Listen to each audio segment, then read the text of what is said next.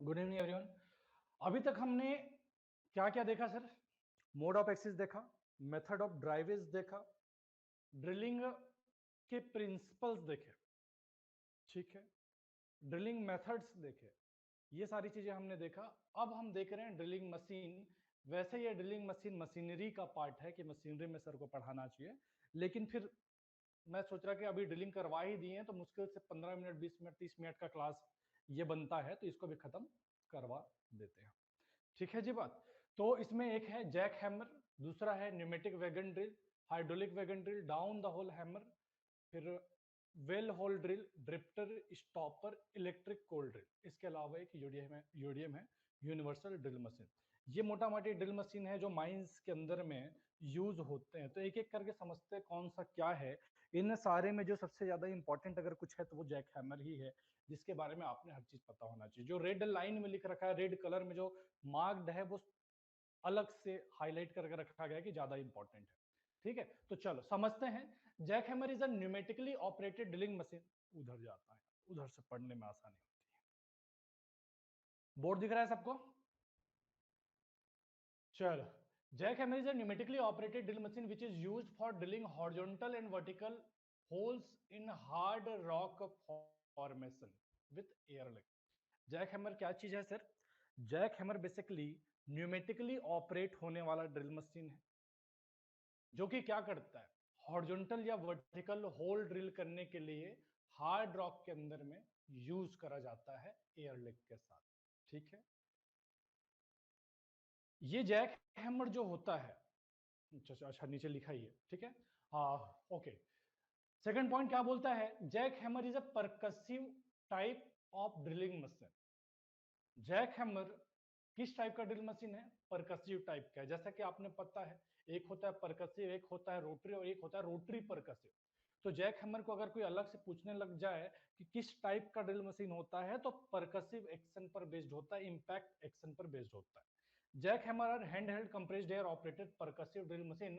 अब यदि हम ऊपर वाले लाइन और नीचे वाले लाइन दोनों को एक साथ मिला दें कि न्यूमेटिकली भी ऑपरेटेड होता है और परकसिव प्रिंसिपल पर बेस्ड होता है, तो दोनों को एक साथ मिला दो तो jackhammer hand held compressed air operated percussion type drill machine है, which is used primarily for drilling down the hole in quarries.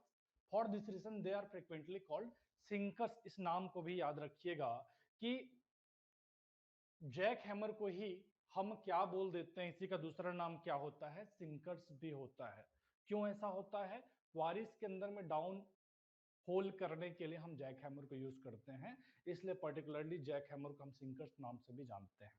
They are classified according to their weight, such as 20 और 22 kgf। A complete drilling unit consist hammer, drill steel और bit. इसका classification इसके weight के अनुसार जो भी है based है। और इसके अंदर में क्या क्या चीजें होती है, कंपोनेंट क्या क्या होते हैं, तो एक तो हैमर रहेगा, फिर ड्रिल स्टील रहेगा और एक बिट रहता है। ये बिट अलग से भी हो सकता है, डिटैचेबल नॉन डिटैचेबल भी हो सकता है। आगे आ जाइए। As the compressed air flows through the hammer it cause piston hammer, it causes a piston to reciprocate at a speed of 1200 blows per minute, which produce the hammering effect। Clear है जी बात? ये जो compressed air जिसको हम throttle valve के through control करते हैं, throttle valve के थ्रू क्या करते हैं? कंट्रोल करते हैं।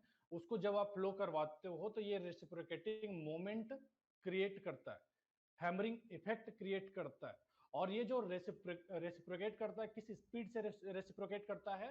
2200 ब्लो पर मिनट क्या करता है? रेसिप्रोकेट करता है, जो पिस्टन है।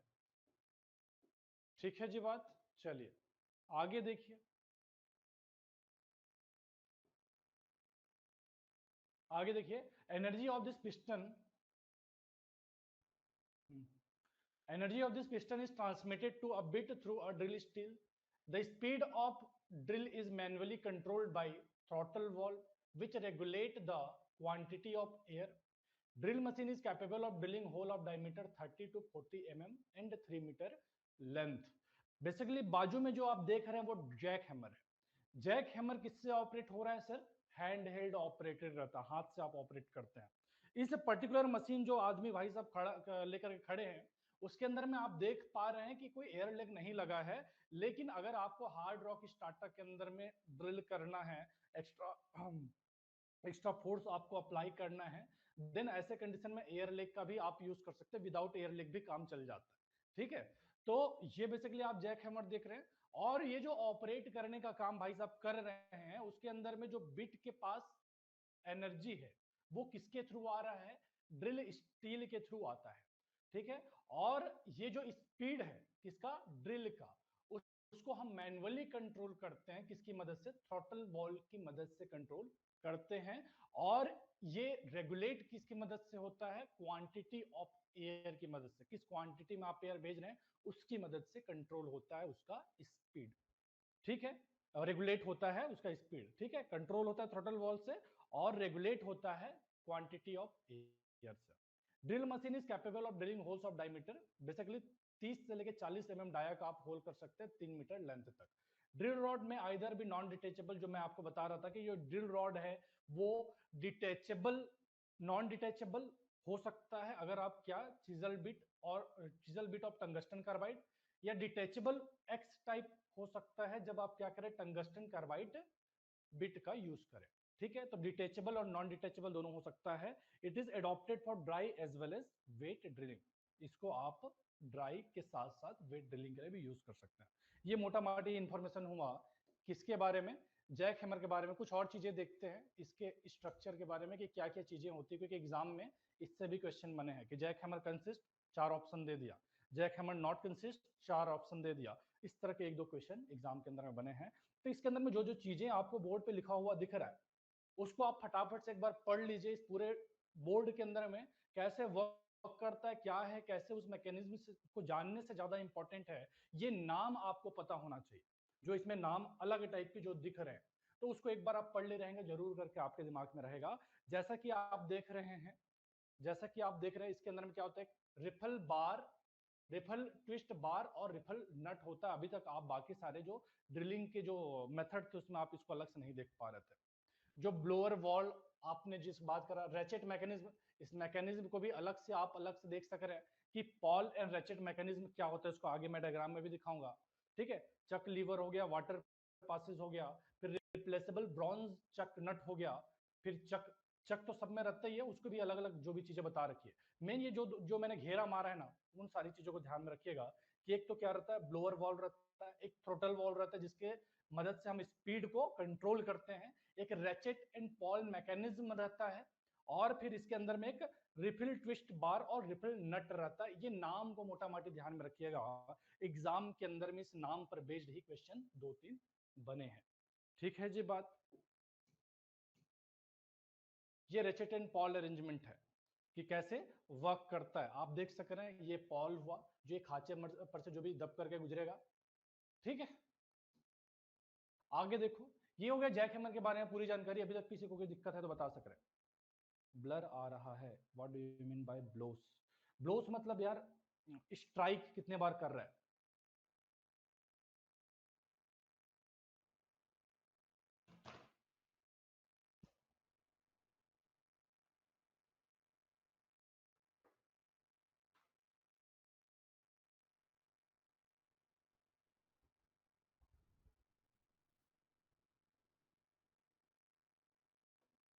ठीक है,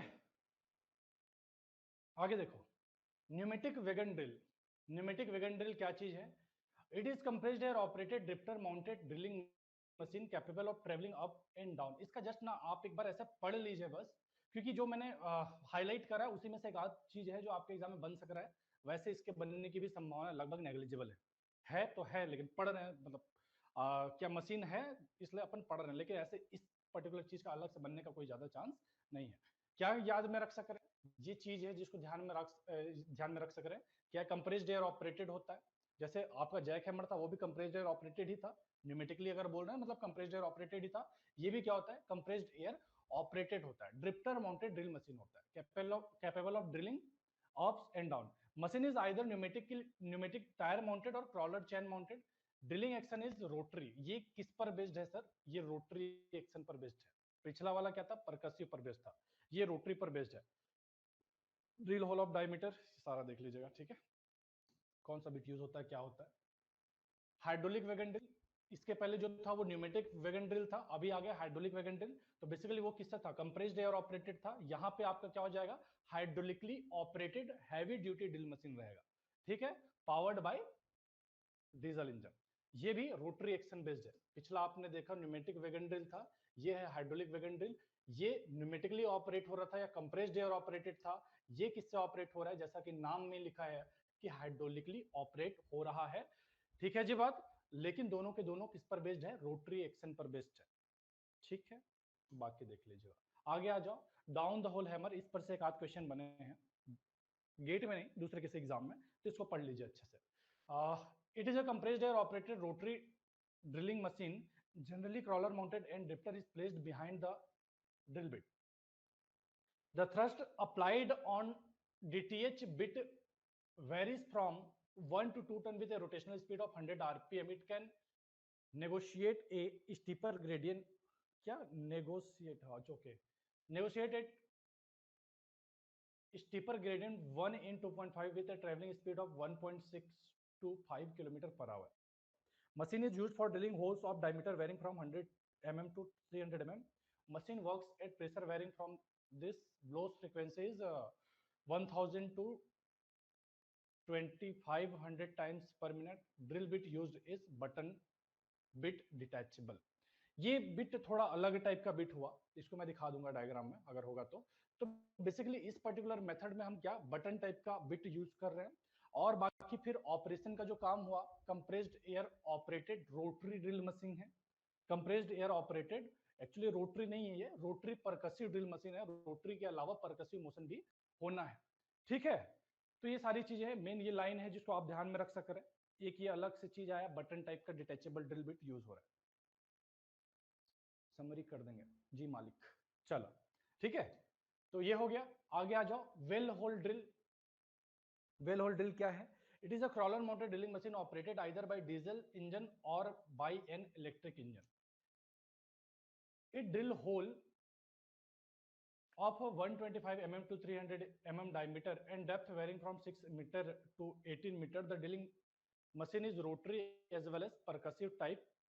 It is capable of drilling hole vertical downward. तो क्या ध्यान में रखना है, वेल होल ड्रिल मशीन के लिए कि या तो ये डीजल इंजन ऑपरेटेड या फिर इलेक्ट्रिक ऑपरेटेड भी हो सक रहा है। किस प्रिंसिपल पर बेस्ड है, रोटरी के साथ साथ परकसिव।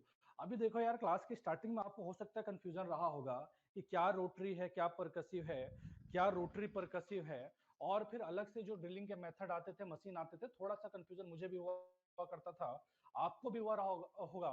लेकिन अब जब क्लास आगे बढ़ गया है, अगर आप शुरू से क्लास देख रहे होंगे तो वो कंफ्यूजन अब दूर हो गया होगा कि जब हम रोटरी बात करते थे, परकसिव बात करते थे, या रोटरी परकसिव का दोनों का कॉम्बिनेशन बात करते थे, तो ये प्रिंसिपल थे।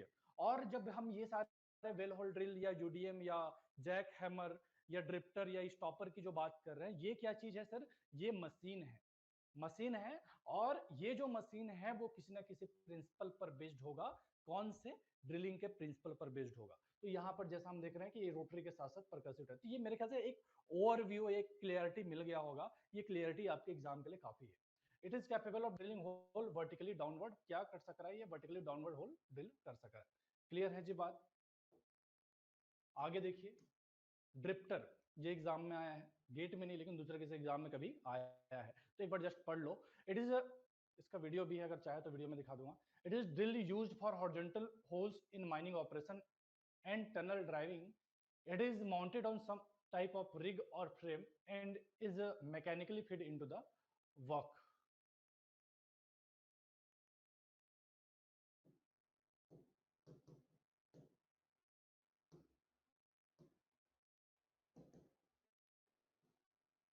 क्यों प्ले नहीं हो रहा यार,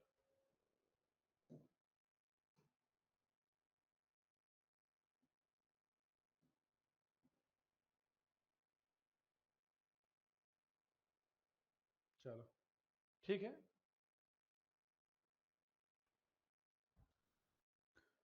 कोई नहीं, देख लो क्या समझ में आ रहा है सर। हॉरिजॉन्टल होल के लिए माइनिंग ऑपरेशन में या टनल ड्राइविंग में हम क्या यूज करते हैं, ड्रिफ्टर यूज करते हैं। इसी ड्रिफ्टर को कहीं कहीं आप जब माइंस में काम करेंगे या टनल का जो भी वर्क करेंगे, तो वहां पे आपको बूमर या इपीरॉक, ऐसा करके पर्टिकुलर कंपनी के नाम पर भी आपको देखने मिलता है। तो नाम आपको सेपरेट सेपरेट देखने मिल सक रहा है, लेकिन एक्चुअल में अगर हम बोले इस मशीन का नाम तो ड्रिफ्टर है। तो कहीं पर भी आपको ड्रिफ्टर अगर देखने मिले, कहीं पर भी आपको ड्रिफ्टर देखने मिले, तो ड्रिफ्टर का काम क्या है सर? हॉरिजॉन्टल होल ड्रिल करने का काम करता है माइनिंग ऑपरेशन में या टनल ड्राइविंग में। क्लियर है जी बात? और क्या है कि mounted on some type of rig या फ्रेम। रिग क्या होता है यार? देखो ये मशीन है, ये जो स्ट्रक्चर जो सामने दिख रहा है उसको हम क्या बोलते हैं? ड्रिल रिग बोलते हैं। रिग के अंदर में क्या लगा होता है? आपका ड्रिल रॉड लगा होता है। ड्रिल रॉड के ऊपर में क्या लगा होता है? ड्रिल बिट लगा होता है। ये पूरा एक यूडीएम क्या बोलते हैं, ड्रिलिंग मशीन का एक स्ट्रक्चर समझ लो। ठीक है, ये आपका ड्रिल रिग, ड्रिल के ऊपर में रहेगा ड्रिल रॉड, रॉड के ऊपर में रहेगा बिट। एक क्वेश्चन बना है जस्ट ऐसे गेट का ही क्वेश्चन है कि ड्रिल रिग का क्या यूटिलिटी है, फिर रॉड का क्या यूटिलिटी है, बिट का क्या यूटिलिटी है। तो उसके लिए कि ये नाम आपको पता होना चाहिए कि क्या है मशीन जो रहेगा उसमें। एक तो रहेगा ड्रिल रिग,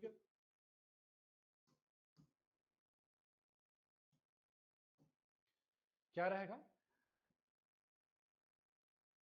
ड्रिल रिग रहेगा। ड्रिल रिग में लगा रहेगा ड्रिल रॉड, और ड्रिल रॉड में रहेगा लगा रहेगा हमारा ड्रिल बिट। ये बेसिकली होता है।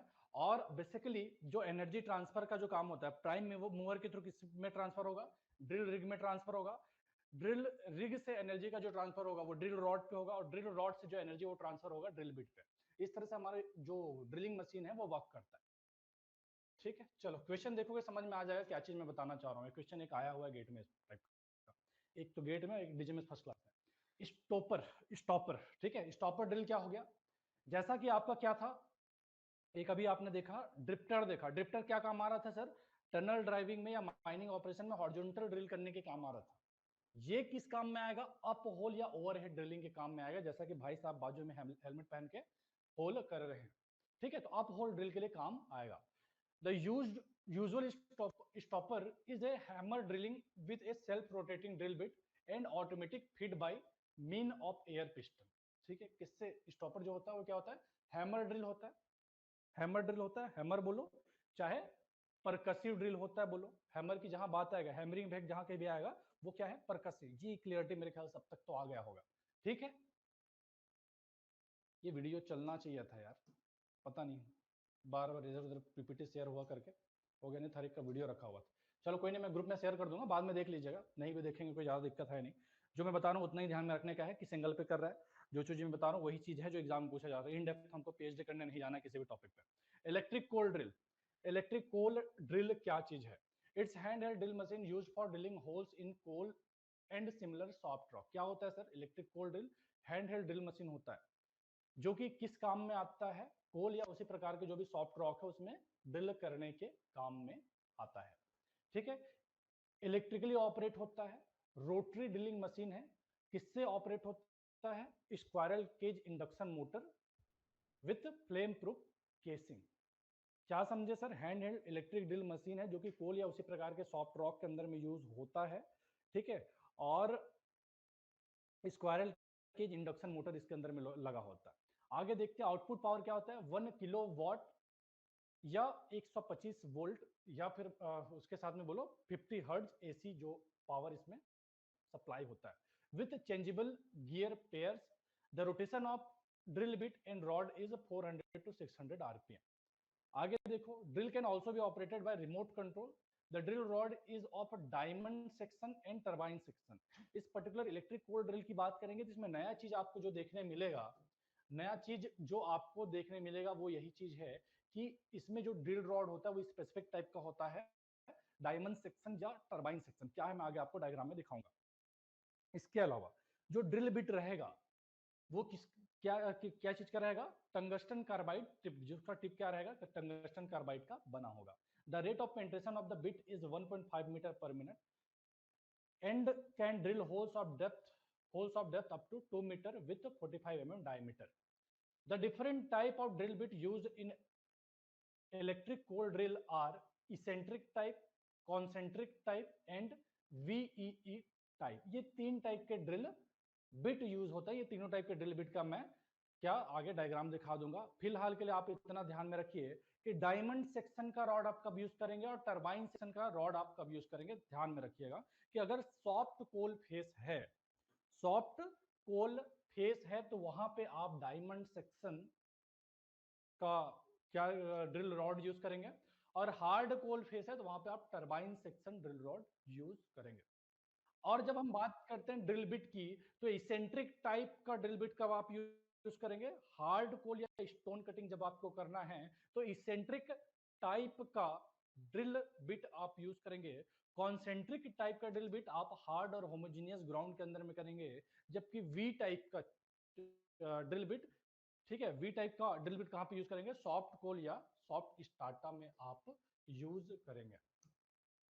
ये आप देख सक रहे हैं क्या है, ये diamond section drill rod, turbine section drill rod. और जो अलग अलग मैंने क्या बताया कि ड्रिल बिट का जो टाइप था, इसेंट्रिक, कॉसेंट्रिक और वी टाइप का जो ड्रिल बिट है वो कुछ इस तरह से होता है कि जहां पे आपका हार्ड या स्टोन पे आपको क्या करना है, ड्रिलिंग करना है, तो वहां पे आप कौन सा इसेंट्रिक यूज करेंगे। कॉसेंट्रिक कहां पे यूज करेंगे, जहां पे आपको होमोजेनियस स्टार्टा है तो वहां पर आप कॉसेंट्रिक कॉन्सेंट्रिक यूज करेंगे। और जहां पे सॉफ्ट है, सॉफ्ट स्टार्टा है या सॉफ्ट कोल है, वहां पे आप क्या वी टाइप का यूज करेंगे।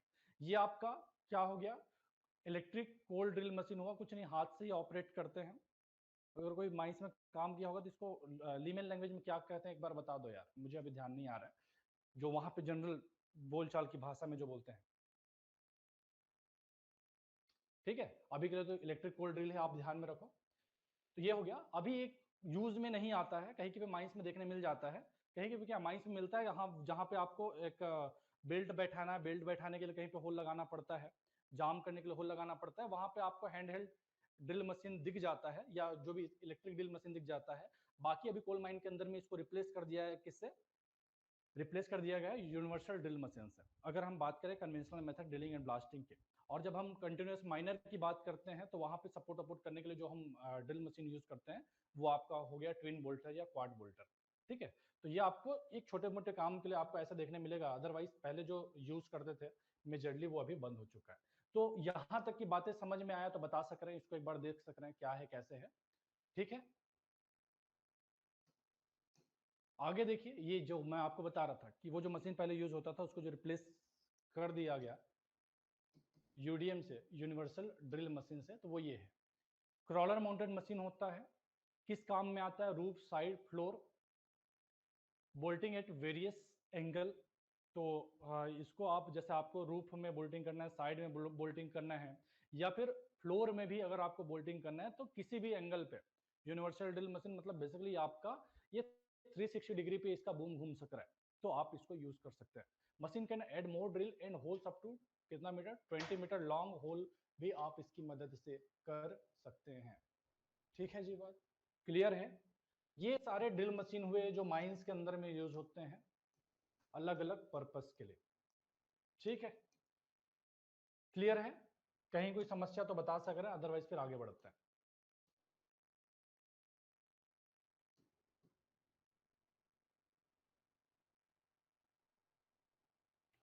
ठीक है, कोई दिक्कत, एक बार वापस से समराइज, जैसा कि भाई साहब का बोलना है, क्या नाम है, दिनेश्वर साहू का, तो एक एक करके वापस से देख लेते हैं क्या क्या हमने देखा है। सबसे पहले हमने देखा जैक हैमर, सबसे ज्यादा इंपॉर्टेंट इन सारे में था वो जैक हैमर ही था। जैक हैमर के बारे में हमने जाना कि ये जो मशीन होता है वो परकसिव टाइप का ड्रिल मशीन होता है, उसमें भी इसके सारी चीजों को एक साथ मिला दे तो hand held compressed air operated percussive type का ड्रिल मशीन है, कि हाथ से आप ऑपरेट कर सक रहे हैं, कंप्रेस्ड एयर या फिर न्यूमेटिकली ऑपरेटेड भी बोल सक रहे हैं। ठीक है, परकसिव टाइप का ड्रिल मशीन होता है। और यहाँ पे जो जैक हैमर होता है, इसमें मान के चलिए जो फीड मैकेनिज्म आपको बताया था ना, यहाँ पे कोई फीड मैकेनिज्म की जरूरत नहीं पड़ती है, आप मैन्युअली फीड देने का काम करते हैं, थ्रस्ट देने का काम करते हैं। ठीक है, और फिर आगे देखिए किस काम में आता है, क्वारीज के अंदर में डाउन होल करने के काम में आता है, इसी को सिंकर्स भी बोलते हैं। क्या क्या चीजें इसमें होती है, हैमर ड्रिल बिट और हैमर ड्रिल स्टील और ड्रिल बिट होता है, ये सारी चीजें हमने देखा। और जैक हैमर के बारे में हमने जाना कि एक वॉल होता है, थ्रॉटल वॉल होता है, जिसकी मदद से हम स्पीड को कंट्रोल करते हैं, और हम रेगुलेट करते हैं किसकी मदद से, एयर क्वांटिटी की मदद से हम रेगुलेट करते हैं। इसकी मदद से 30 से 40 30 से 40 mm का आप ड्रिल होल कर सकते हैं अप टू 3 मीटर लेंथ। इसमें जो बिट हम यूज करते हैं आइदर डिटेचेबल या नॉन डिटेचेबल भी यूज कर सकते हैं। इसके पार्ट्स को हमने जाना, ये एग्जाम के अंदर पूछा गया तो बड़ा इंपॉर्टेंट है करके हमने जस्ट नाम को एक बार पढ़ लिया कि air inlet valve, throttle valve होता है, थ्रॉटल वाल्व जिसकी मदद से हम स्पीड को कंट्रोल कर रहे थे, एक रेचेट एंड पॉल मैकेनिज्म होता है, फिर एक ब्लोअर वाल्व होता है, उसके अलावा हम इधर का देखें कि रिफल ट्विस्ट बार और रिफल नट इसके अंदर में होता है। ये मोटा मोटी ये 4 ही चीजें हैं जो आपके एग्जाम के लिए आपने ध्यान में रखना है, ठीक है। आगे हमने देखा न्यूमेटिक वैगन ड्रिल और एक देखा hydraulic wagon drill. Pneumatic wagon drill और हाइड्रोलिक वैगन ड्रिल के अंदर में क्या फर्क था, ये कंप्रेस्ड एयर ऑपरेटेड था और hydraulic wagon drill hydraulically operate हो रहा था। दोनों ही रोटरी एक्शन बेस्ड है। ये जो हाइड्रोलिक वैगन ड्रिल है वो क्या है, हैवी ड्यूटी मशीन है।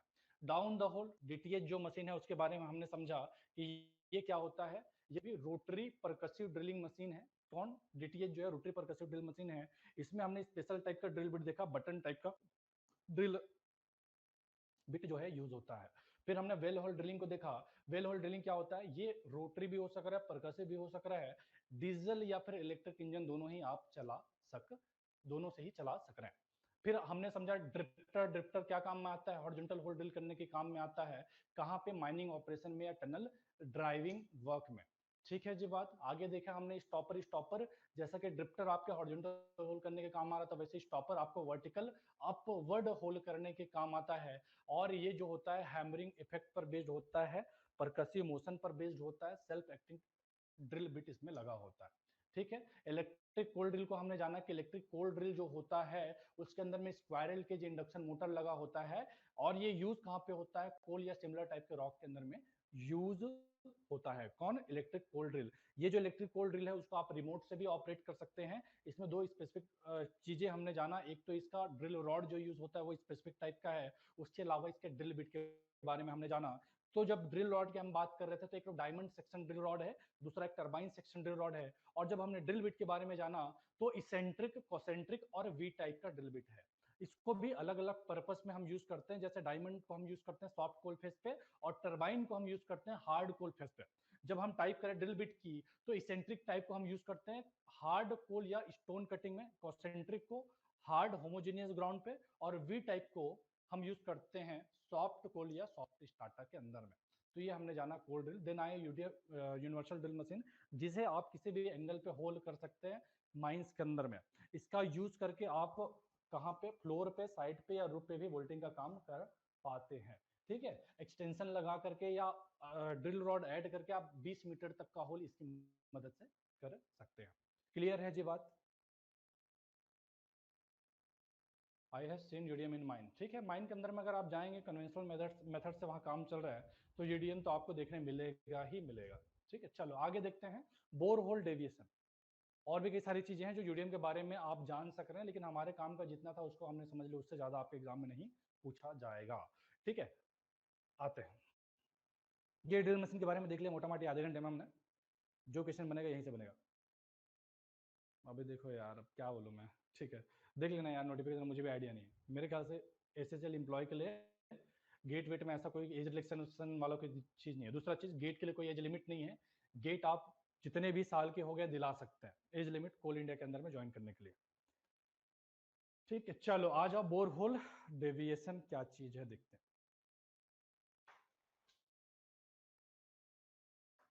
इसको भी बहुत ज़्यादा डिटेल में नहीं जानेंगे और आप लोग पढ़ लीजिएगा बाद में। मैं फटाफट से हर एक का सार एक एक लाइन में बता दे रहा हूँ, देन अपन सीधा क्वेश्चन प्रैक्टिस पे आते हैं। बोरहोल डेविएशन क्या है?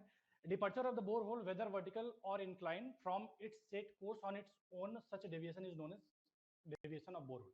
बेसिकली क्या है कि आप माइंस के अंदर में जो होल कर रहे हैं, जहां पर भी आप होल कर रहे हैं, जरूरी नहीं कि आप जिस जहां पे होल कर रहे हैं वहीं पे ही आपका होल होगा, वो अपनी जगह से डेविएट हो जाता है, आइदर वर्टिकल या फिर इंक्लाइन। क्या करते हैं कि हम जहां पे होल कर रहे हैं उससे वो अपने डायरेक्शन से डेविएट हो जाता है। वो जो डेविएशन है, सर इन पर बेस्ड क्वेश्चन कराइए, कराएंगे मालिक। ये फटाफट से कंप्लीट करते हैं, देन आज क्वेश्चन का ही सेट लाया हूं।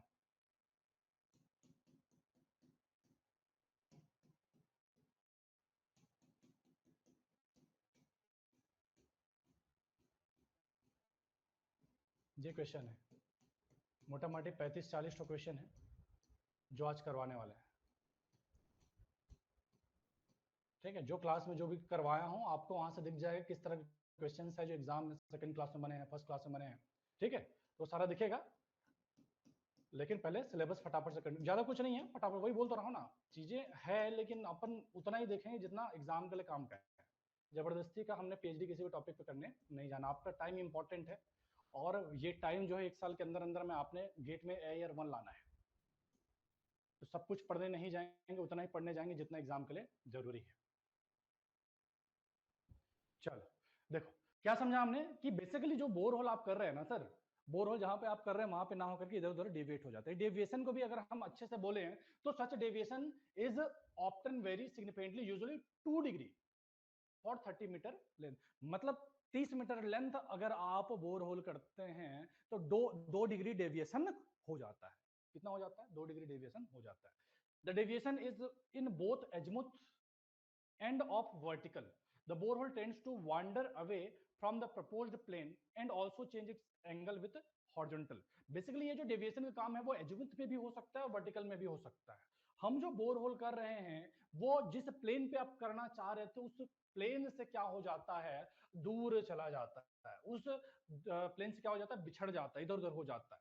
और ये जो बिछड़ने का काम है, दूर जाने का काम है प्रपोज प्लेन से, वो चेंज जो है वो कहां पर हो सक रहा है, एंगल, वो चेंज जो है हॉरिजॉन्टल से, change it's angle with horizontal, basically horizontal से जो भी एंगल को चेंज कर लेता है। क्लियर है जी बात?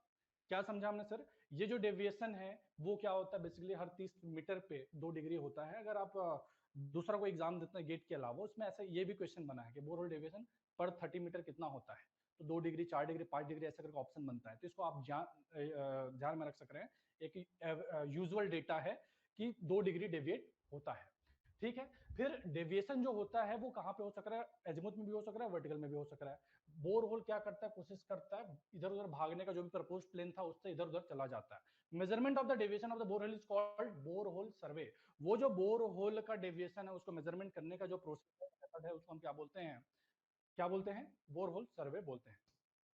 ठीक है, ये देख सक रहे हैं कि ये पॉइंट डी था सर, ये क्या था, पॉइंट डी था, ये पॉइंट डी था। हमको ओवर बॉडी का सर्वे करना था, ओवर बॉडी के बारे में जानना था, इसके लिए हमने बोर होल करना चाह रहे थे इस पर्टिकुलर डायरेक्शन में। लेकिन जब होल हम करने चले गए तो जैसे जैसे आपका बोर होल होने लग गया, आपका जो बोर होल का डायरेक्शन है वो डेविएट हो गया। तो ए पर बैठा राम नाम का लड़का या श्याम नाम का लड़का, उन्होंने तो करने गए बोर होल सर्वे कि ओवर बॉडी का पता लगा है, लेकिन उन्होंने जब सर्वे करा तो उनको पता चला कि मैं जो इस पॉइंट पे बोर होल कर रहा हूँ वहां पे तो कोई ओवर बॉडी है ही नहीं। वो यहाँ से चला जाएगा आगे कि सर मुझे तो कोई और बॉडी मिला नहीं, और रिपोर्ट में दे देगा कि नीचे कोई और बॉडी है ही नहीं। लेकिन डेटा क्या है कि इन्होंने अपने जो भी डायरेक्शन जहां पे जाना चाहिए था वहां से डेविएट हो गया। इसके लिए आप क्या कर सक रहे हैं कि आप पॉइंट ए पे लेट सपोज आपने ड्रिल करा, तो आपको पता है कि मैं 30 मीटर जाता हूं तो लगभग इतना डेविएट हो जाता है। ठीक है, तो पता है, तो एक एक्सपीरियंस्ड आदमी क्या करता है, ए पे ड्रिल होल करेगा और डेविएट होके भी वो बोर होल के अंदर में ही आएगा। यहाँ पे डेविएट हो चाहे यहाँ पे डेविएट हो, जहां कहीं भी वो डेविएट हो वो आएगा इसी के अंदर में। क्लियर है जी बात? अभी इसको पढ़ लेते हैं एक बार फटाफट से, क्या बोला है, मोटा माटी समझ में आ गया। Bore hole at D because of the deviation report no ore body. Bore hole D पे जो हमने बोर होल करा, वो क्या करेगा, डेविएशन के कारण क्या रिपोर्ट करेगा, साहब कोई भी और बॉडी नहीं है। On parent hole A covers a wide area, जो पेरेंट होल ए है वो क्या करेगा, वाइड एरिया को कवर करेगा for prospecting with the help of deflected branch hole and eliminate the need for a number of prospecting bore hole from the surface.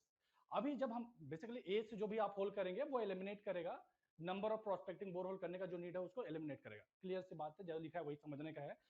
ये जो factor जो बोर होल को डेविएट करता है ना, तो जो बोर होल को डेविएट करने वाले फैक्टर्स कौन कौन से हैं उसको समझ लीजिए, ये एग्जाम के अंदर में पूछा गया है। तो एक तो है डेप्थ, डेप्थ का तो हमने डायरेक्ट रिलेशन आपको बता दिया कि हर 30 मीटर पे कितना होता है, 2 डिग्री डेविएट हो जाता है।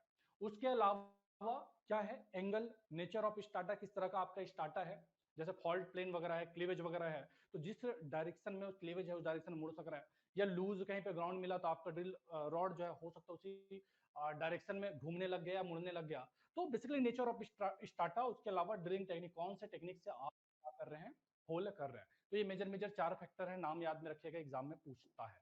ठीक है, चलो आगे देखो। इसको एलिमिनेट करने की क्या तरीके होंगे, कि आप बोर होल को कैसे एलिमिनेट कर सक रहे हैं? तो ध्यान से पढ़िएगा। Experienced driller have observed from long experience that borehole deviation follows certain rule which applied generally but to which there are some expectations. These rules may briefly be stated as follows. अरे यार बड़ा sensitive board है, एक मच्छर के आने से deviate हो जा रहा है, किधर गया? हाँ ठीक है, तो डेविएशन में occurs in hole of as small as depth of 100 metre. Deviation is increase with depth, bore hole tends to, basically ये क्या बोल रहा है ना कि ये जो डेविएशन है वो कौन कौन से रूल्स को फॉलो करेगा उसको बताया गया, एक बार पढ़ लीजिएगा, बहुत ज्यादा काम के आपका नहीं है। क्या बताना चाह रहा है कि डेप्थ जो है 100 मीटर डेप्थ है, वहां पर भी आपका डेविएशन मिल सक रहा है। इसके अलावा जैसे जैसे आप हायर डेप्थ पे जाएंगे उतना ज्यादा डेविएशन आपका बढ़ता चला जाएगा। और bore hole tends follows the bedding plane between hard rock and soft rock in contact zone of dike vents, especially hard rock and soft rock act as a natural deflecting plane। जो मैं आपको बता रहा था कि मान लो hard rock है या सॉफ्ट रॉक है या जो कॉन्टेक्ट जोन है उसमें क्या डाइक है, कॉन्टेक्ट जोन है, डाइक वेंस या फिर हार्ड रॉक या सॉफ्ट रॉक जो है वो अपने आप में क्या करता है, नेचुरल डिफ्लेक्टिंग प्लेन की तरह काम करता है। कि हार्ड रॉक आपका आया फिर अचानक से सॉफ्ट रॉक आ गया, वो भी डिफ्लेक्टिंग प्लेन की तरह काम कर सकता है। तो जस्ट एक बार ऐसा ध्यान से पढ़ लीजिए, समझ में आप जाना है आपको चीजें। In soft ground and shear zone deviation is common, soft ground और सियर जोन पे आपका डेविएशन जो है कॉमन है, ठीक है। Some drilling technique have a major principle sorry, some drilling technique have a major primary influence on deviation such as borehole diameter, bit pressure, core barrel and casing। तो क्या क्या चीजें हैं जिसका मेजर इन्फ्लुएंस होता है? एक है hole diameter, bit pressure, core barrel और केसिंग किस टाइप का आप यूज कर रहे हैं, उन सारी चीजों का मेजर इन्फ्लुएंस होता है। फटाफट से एक बार और वापस से देख लीजिए। एक तो है कि डेप्थ 100 मीटर में भी पॉसिबल है, जैसे जैसे आपका डेप्थ इंक्रीज होगा वैसे वैसे डेविएशन ज्यादा बढ़ेगा। और ये जो डेविएशन की बात कर रहे हैं बोर होल की, उसमें कई सारी चीजें हैं जो बेसिकली इफेक्ट करता है। जैसे आपका जो कॉन्टेक्ट जोन है उसमें डाइक है, वेंस है, स्पेशली हार्ड रॉक या सॉफ्ट रॉक है, वो अपने आप में नेचुरल डिफ्लेक्टिंग प्लेन का काम करता है। तो ऐसा ऐसा करके हमने जो भी चीजें समझा, इसमें एक जो इंपॉर्टेंट चीज ये है कि ड्रिलिंग टेक्निक के अंदर में जो भी हम ड्रिलिंग टेक्निक यूज करते हैं उसमें hole diameter, bit pressure, core barrel और केसिंग, ये जो है प्राइमरी इन्फ्लुएंसर है किसी भी डेविएशन का। क्लियर है जी बात? आगे समझते हैं डायमीटर ऑफ होल क्या है, बिट प्रेशर क्या चीज है और कोर बैरल, ये जो टर्म पीछे यूज हुआ था उसके बारे में भी जानते हैं।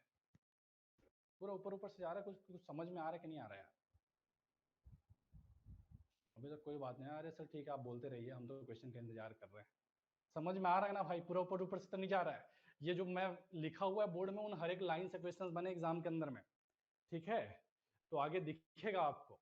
Diameter of hole, large diameter holes tends to deviate less than the small diameter hole. जब हम डेविएशन की बात करते हैं तो लार्ज डायमीटर होल जो है वो कम डेविएट होता है किसके कंपैरिजन में? स्मॉल डायमीटर होल से।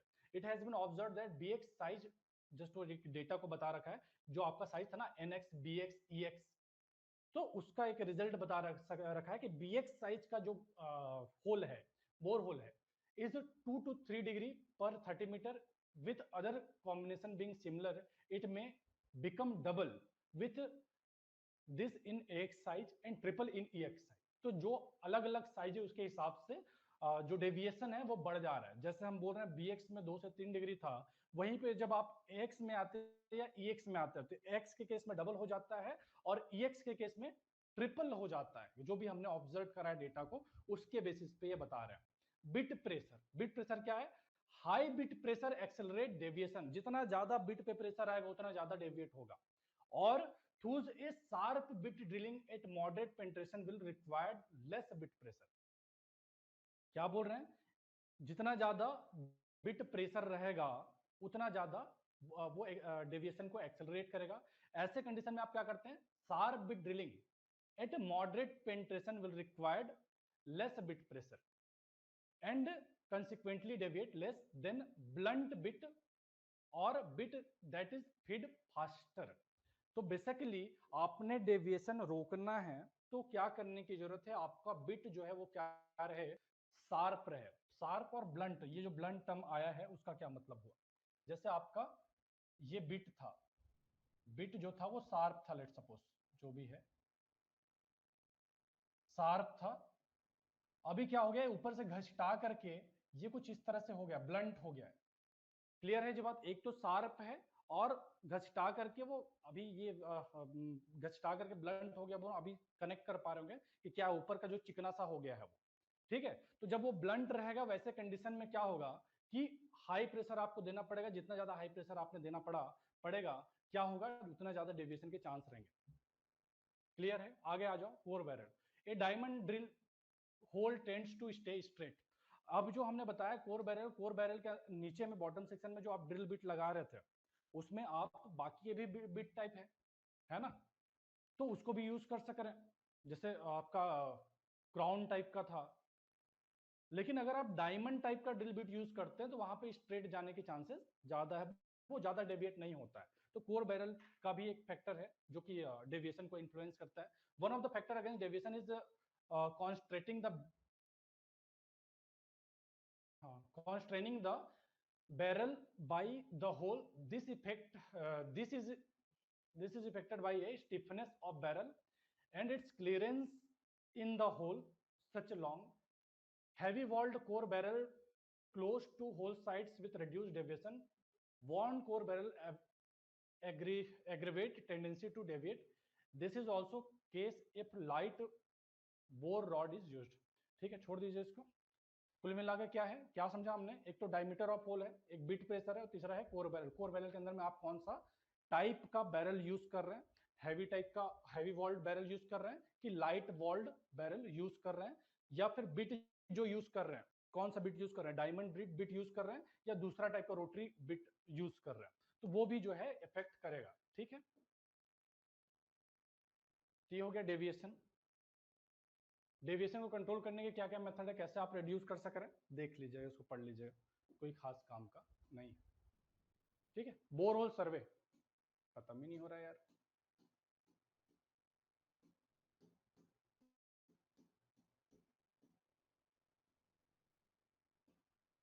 चलो थ्योरी थ्योरी है, पढ़ लीजिएगा इसको, ठीक है, छुड़वा देता हूँ मैं फिलहाल। पीपीटी अपलोड हो जाएगा, अपलोड हो भी गया है, इसको पढ़ लीजिएगा। मैं एक ऐसा लाइन में बता देता हूँ बस। बोरहोल सर्वे क्या हो गया, बोरहोल डेविएशन को मेजर करने का जो मेथड हुआ, काम हुआ, उसको हम क्या बोलते हैं, बोरहोल सर्वे बोलते हैं। बोरहोल सर्वे के लिए मेथड जो हम यूज करते हैं, या बोरहोल डेविएशन को मेजर करने के लिए जो मेथड हम यूज करते हैं, इच मेथड यूज करते हैं। ठीक है, ये इच मेथड है जो किसके काम में आता है, बोरहोल डेविएशन के मेजरमेंट में काम आता है। और ये जो इच मेथड है वो किस तरह से काम करता है, वो पूरा प्रोसीजर आपको दे रखा है कि कैसे ये काम करता है। ठीक है, एक सॉल्यूशन रहता है हाइड्रोफ्लोरिक एसिड का सॉल्यूशन रहता है, जिसको हम क्या करते हैं, एक हम एक ग्लास ट्यूब के अंदर में डाल देते हैं, और जो डेविएशन है उसी के हिसाब से उसमें मार्क बन जाता है। तो जो मार्क बनता है उसके एंगल को मेजर करके हम डेविएशन को मेजर कर लेते हैं। तो ये सारा डिटेल्स आपको दे रखा है, पढ़ लेंगे, समझ में आ जाएगा। अभी के लिए मैं फिलहाल छुड़वा देता हूँ, जरूरत पड़ेगा बाद में करवा देंगे। डायरेक्शनल ड्रिलिंग क्या है, डायरेक्शनल ड्रिलिंग मतलब क्या हुआ, directional drilling means controlling the course of borehole as follows the predetermined path and complete the borehole as desired सभी। बेसिकली आपने क्या है कि फिक्स डायरेक्शन में ना ले जा करके आपको किसी एक जगह पे पहुंचाना है, ये आपको वीडियो से ही समझ में आता। चलो इसको भी दिखा दूंगा, हटा दीजिए, फिलहाल अपन क्वेश्चन पे आते हैं। ठीक है, पहले थ्योरी को निपटा लेते हैं फटाफट। हाँ, इतना कॉपी में लिखना में गलत, हालत गंभीर हो जाएगा। मत लिखो ना यार, पढ़ लो ना, क्या दिक्कत है। हाइलाइट्स को लिखो, जो रेड इंक में मैंने लिख रखा है उतने को लिख लीजिए। और बार बार तो मैं खुद ही रिवाइज करवा दे रहा हूँ यार, इतना तो मुझे लगता है कि जितनी बार मैं बोल दे रहा हूँ ना कि एग्जाम में आप डायरेक्ट बैठेंगे तब भी वो जो क्वेश्चन आएंगे वो तो बन ही जाएंगे।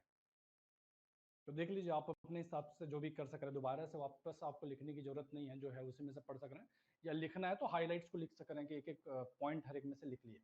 चलो क्वेश्चन बनाइए, क्या होगा।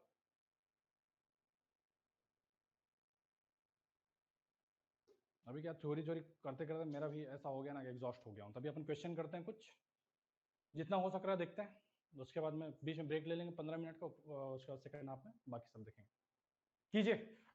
Match the following for a drilling system component function. Drilling system में क्या क्या होता है? तो होता है ड्रिल, फिर ड्रिल रॉड, ड्रिल बिट और फ्लशिंग मीडियम। तो ड्रिल जो ये लिस्ट 1 में जो दे रखा है उसका क्या फंक्शन है वो आपको लिस्ट 2 में दे रखा है। तो ड्रिल किस काम में आता है? Utilization of energy in fragmentation of rock, reduction of energy loss due to grinding, फिर conversion of original form of energy into mechanical energy, और फोर्थ पॉइंट दे रखा है transmission of energy from prime mover to applicator. कौन सा है? कोई बता रहे हैं सी है।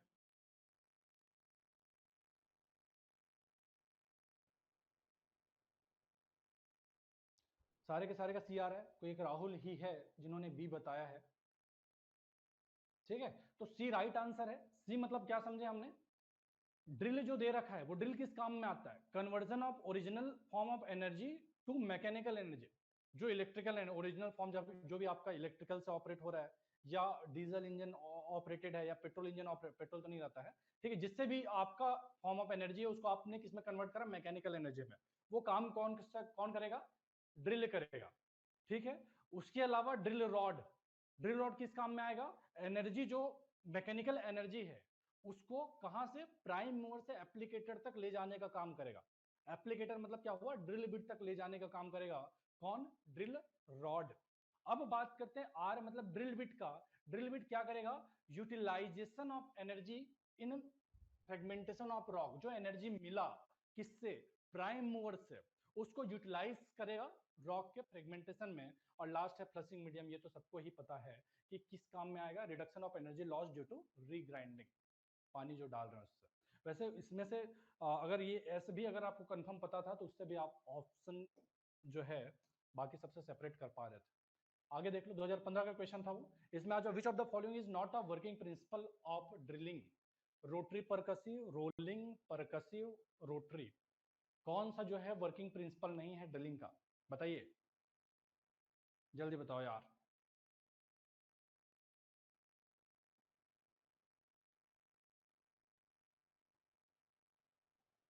ठीक है, सबका भी ही आंसर है। तो क्लियर है कि सर रोटरी तो आपने बताया ही है कि होता है, परकसिव भी होता है, और रोटरी परकसिव दोनों का कॉम्बिनेशन भी होता है। ठीक है, चलो आगे देखते हैं। Why is thrust to drill rod mainly required in drill machine? Thrust किस काम में आता है? ये मैंने बताया था पिछले ही क्लास में कि अलग अलग चीजें जो है उसका क्या काम है। ठीक है, चार जो चीजें मैंने बताया था उसमें थ्रस्ट या फीड अरेंजमेंट भी एक चीज था। वो किस काम में आता है? क्यों जरूरत पड़ता है?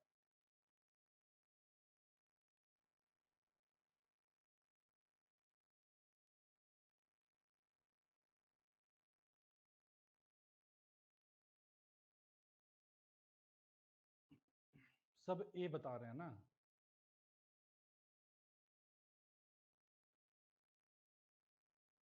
ये नहीं है एक्चुअली। ठीक है, थ्रस्ट की जो बात हो रही है वो किस काम में आता है? For drilling to advance. जो ड्रिलिंग है उसको आगे बढ़ाने का काम इसी से होता है। थ्रस्ट जो था ना, आपको फीड मैकेनिज्म जो आपको मैं बताया था, जो थ्रस्ट क्रिएट करने का काम करता था, तो क्या करता था? आपका जो ड्रिल बीट है उसको रॉक स्टार्टर से कांटेक्ट करने का काम हम किससे करते थे? फीड मैकेनिज्म से करते थे। तो बेसिकली जो एडवांस होगा वो इसकी मदद से होगा। ठीक है, ये कोई थ्रस्ट जो है ये आपको परकुसिव एक्शन थोड़ी प्रोड्यूस करके देगा जी। आगे आ जाओ। डीटीएच ड्रिल, डीटीएच का मतलब क्या हुआ? Hammering action above the drill bit, hammering action above the drill rod, rotating action on drill rod, rotating action on drill bit.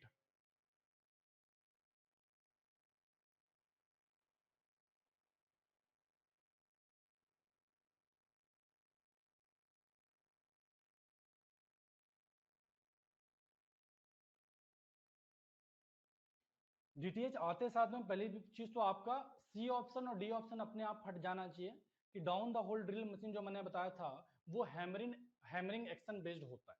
अब जो बात आता है कि हैमरिंग एक्शन एबो द ड्रिल बिट के ऊपर में हैमरिंग एक्शन होगा, कि हैमरिंग एक्शन एबो द ड्रिल रॉड, कि ड्रिल रॉड के ऊपर में जो हैमरिंग एक्शन होगा ड्रिल बिट के ऊपर में होगा कि ड्रिल रॉड के ऊपर में होगा। तो डीटीएच जो है down the hole drill machine जो है, इसको आप याद ही रख लीजिए, लिख के रख लीजिए जैसा भी है, कि हैमरिंग एक्शन एबो द ड्रिल बिट के ऊपर में क्या होता है, हैमरिंग एक्शन पर जो भी वेस्ट होता है। ठीक है, क्लियर है जी बात? तो ऑप्शन ए हो जाएगा। आगे आ जाइए, इसमें एक 12 नंबर का क्वेश्चन है जो आपको नया लग सक रहा है, बाकी सारी चीजों को हमने क्लास में बता रखा है, कर रखा है। Select correct order of hole diameter X series, बताइए करेक्ट ऑर्डर कौन सा है? मैंने बताया था एमबीए होता है, तो एमबीए से आप याद रख सक रहे हो। कोई आंसर बता रहा है कौन सा? बी।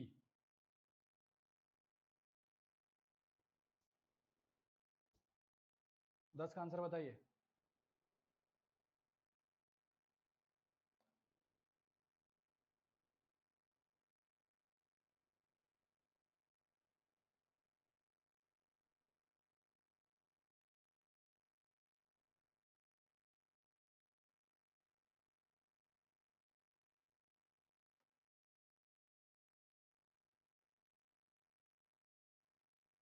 अभी कल या परसों के ही क्लास में हुआ है, उतना उसके बाद में भी इतना ज्यादा आंसर में डेविएशन बड़ा दिक्कत वाला चीज है। ठीक है,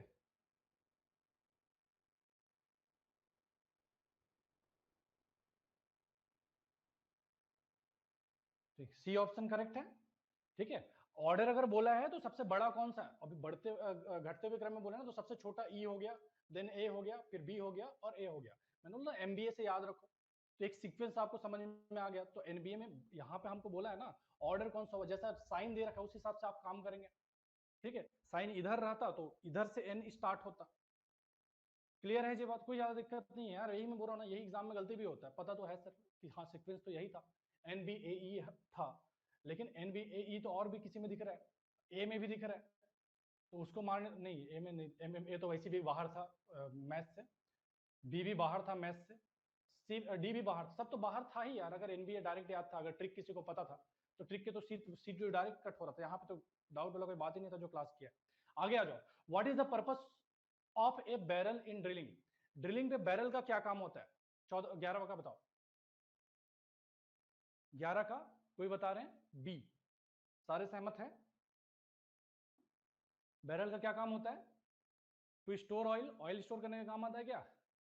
lift the core to the surface, send flushing medium to the surface, none of this. Obvious बात है सर कि बी ऑप्शन करेक्ट होने वाला है, कि कोर को सरफेस तक ले जाने का काम बैरल की मदद से हम करते हैं, लिफ्ट करने का काम हम बैरल की मदद से करते हैं। ये आपको नया चीज दिख सक रहा हो, इसको डायरेक्ट याद ही रख लीजिए।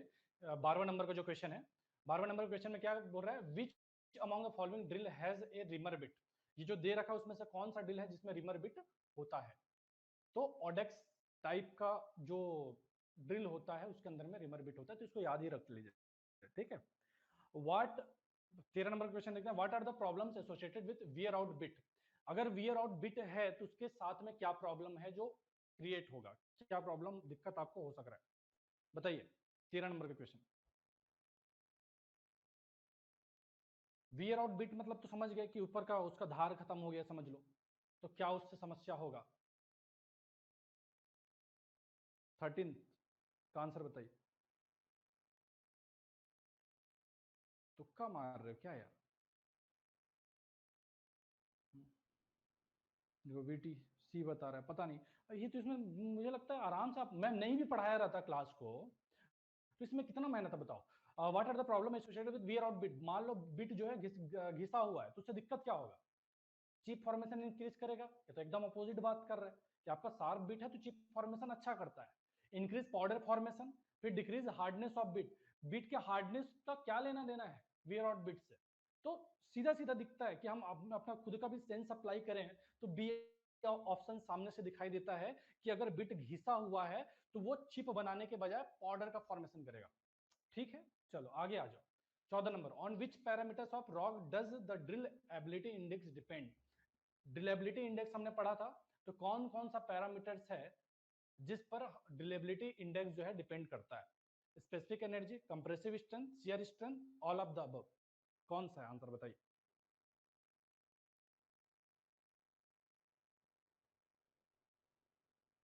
14 का आप लोग ऑप्शन बता रहे हैं, क्वेश्चन नंबर लिख करके आप ऑप्शन बताया तो अच्छा है। ऑल ऑफ द ऑप्शन, ठीक है। चलो आगे देखते हैं 15 नंबर का question. Which drill machine makes it easy to drill in any direction? कौन सा मशीन है जिससे कि आप किसी भी डायरेक्शन में ड्रिल कर सकते हैं? Cold drill, surface drill rig, jack hammer, drifter.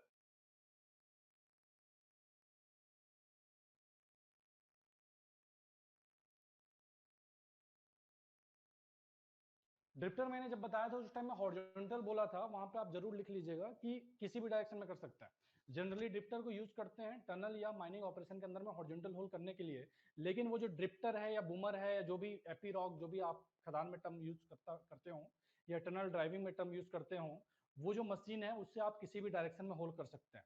Vertical भी, फिर वर्टिकल डाउनवर्ड भी, वर्टिकल अपवर्ड भी, फिर किसी भी एंगल में आप बेसिकली होल दे सकते हैं।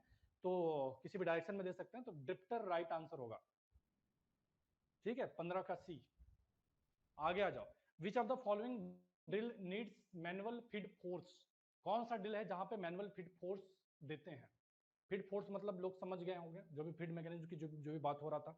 और वो जो फीड फोर्स देने का जो काम है, कौन सा एक मशीन है जिसमें आप मैनुअल करते हैं? बताइए 16 का फटाक से। सब चीजें पढ़ रखे हैं, मैं बोलता रहा हूँ ना कि लैंग्वेज चेंज हो सकता है क्वेश्चन का, और वो लैंग्वेज एग्जाम में भी चेंज होगा। जिस लैंग्वेज में इसमें लिख रखा हो सकता है कोई नया नया टर्म्स और बीच में घुसाएगा, लेकिन वो चीज क्लास के अंदर में किया हुआ ही रहेगा। कॉमन सेंस आप यूज करेंगे, क्लास की चीजों को थोड़ा ध्यान करेंगे, आपसे क्वेश्चन बनेगा ही बनेगा। तो देखो, मैनुअल की जब बात हो रहा है तो जैक हैमर है जहां पे मैनुअल फीड फोर्स यूज करते हैं। आगे आ जाओ। Stopper, stopper is generally use for खालिस्तान होल ड्रिलिंग। स्टॉपर किसके काम में आता है, किस टाइप के होल ड्रिल करने के काम में आता है?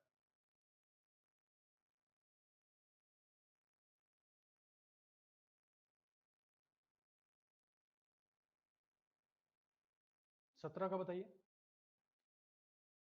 बताया था आप लोगों को वर्टिकल होल ड्रिल करने के काम में आता है।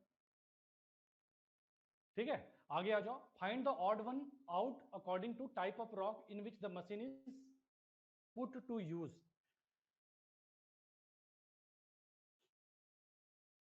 बताइए कौन सा एक है जो बाकी सबसे अलग है?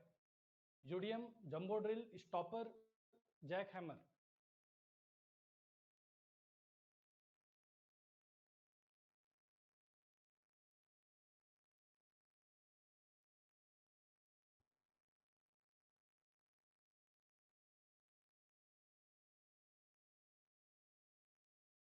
18 का बताइए। 18 का लोग डी बता रहे हैं। क्यों डी बता रहे हैं? अच्छा, वो ऐसा बोल रहे होंगे कि सर यूडीएम जो है वो मैं क्या बोलते हैं, हाँ, जैक हैमर ही तो मैनुअल है सर, बाकी सब तो मैनुअल नहीं है। बोल रहे होंगे स्टॉपर को भी तो मैनुअल यूज कर रहे थे। 18 का राइट आंसर जो होने वाला है वो ए होने वाला है। और क्या बोला है? According to the type of rock in which the machine is put to use. Type of rock जिसपे यूज करते हैं, तो यूडीएम है जो कहां पे यूज होता था सर? कोल माइंस में या सॉफ्ट स्टाटा में यूज होता था। तो टाइप ऑफ रॉक की जब बात कर रहे हैं तो यूडीएम अलग हो गया, बाकी सारे को तो आप किस में यूज कर रहे थे, मेटल में या जो भी आपका रॉक में यूज कर रहे थे। क्लियर है जी बात? आगे आ जाओ। What type of drill bit is used with typical cold drill? Cold drill के केस में कौन से टाइप का आप ड्रिल बिट यूज करते हैं? ठीक है, टाइपिकल कोल्ड ड्रिल मतलब वो जो इलेक्ट्रिक कोल्ड ड्रिल था उसी की बात करें, तो कौन से टाइप का, इसको भी आप याद ही रख लीजिए। क्लास में तो नहीं आया है, लेकिन टर्म को याद में रख लीजिए, कल को एग्जाम में पूछ दिया तो आपको पता होना चाहिए कि कौन से टाइप का ड्रिल बिट यूज होता है सर। प्रॉन्ग टाइप का ड्रिल बिट यूज होता है। ठीक है, चल आगे आ जाओ। अगला क्वेश्चन देखो। विच of the following part has least working life? ये जो ड्रिल बिट के अलग अलग पार्ट है, ड्रिल बिट बोल रहा हूँ सॉरी, ड्रिलिंग मशीन के जो अलग अलग पार्ट है, drill bit, drill rig, drill rod, उसमें से कौन सा एक पार्ट है जिसका सबसे कम वर्किंग लाइफ होता है? क्वेश्चन नंबर 20 का आंसर बताइए। ए, सबका है, आराम से है। कोई क्लास नहीं भी किया रहा था तो कोई बड़ा चीज नहीं था इसमें। ऑब्वियस सी बात है सर, यही एक है जिसको हमको बार बार चेंज करना पड़ता है। ड्रिल रॉड को भी चेंज करना पड़ता है। जैसे आप इसमें भी अगर लाइफ की बात करें तो सबसे कम तो ड्रिल बिट का हुआ, देन फिर ड्रिल रॉड का, और इन तीनों में सबसे ज्यादा अगर हुआ ड्रिल रिग का हुआ। लेकिन ये जो चीज है, मान के चलिए कि एक शिफ्ट के दौरान आपको 5 से 7 ड्रिल बिट का जरूरत पड़ जाता है। सबसे ज्यादा सबसे कम वर्किंग लाइफ जो है वो ड्रिल बिट का है। चलो आगे देखते हैं। Percussive drills work based on खालिस्तान कटिंग प्रिंसिपल।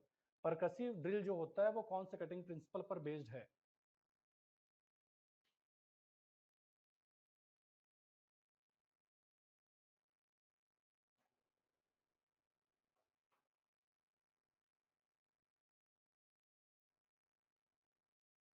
बताइए।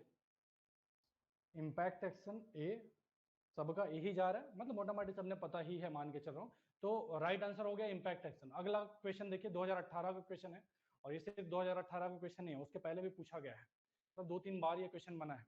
Tricon roller bit is a type of, Tricon roller bit किसका टाइप है? क्रॉस बिट का, बटन बिट का, बटन ड्रैग बिट का, रोटरी रोलर बिट का? आंसर बताइए। गेट 2018 का क्वेश्चन है ये। क्वेश्चन नंबर 30, सबका आंसर सी आ रहा है, जो कि एकदम सही आंसर है। समटाइम्स ए रॉड और chisel break in the drill rod, the name the device to catch. कई बार क्या होता है, रॉड या चीजल जो है वो ड्रिल होल के अंदर में टूट के गिर जाता है या टूट जाता है, तो कौन सा डिवाइस है जो उसके लिए, उसको निकालने के लिए यूज होता है? बताइए।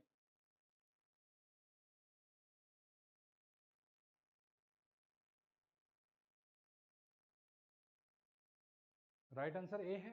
ठीक है, सबका सही आंसर बैठ रहा है कि क्रॉस फुट जो है डिवाइस है सर, जिसको हम यूज करते हैं जो ब्रोकन रॉड या चिजल को बाहर निकालने के लिए होल से। अगला आ जाओ। During drilling the hole gets filled with cuttings and has to be cleaned out frequently, this done with the help of, किसकी मदद से होता है? ड्रिलिंग के दौरान जो कटिंग से हमारा होल फिल हो जाता है, उसको क्लीन करने का काम किसकी मदद से होता है? बताइए।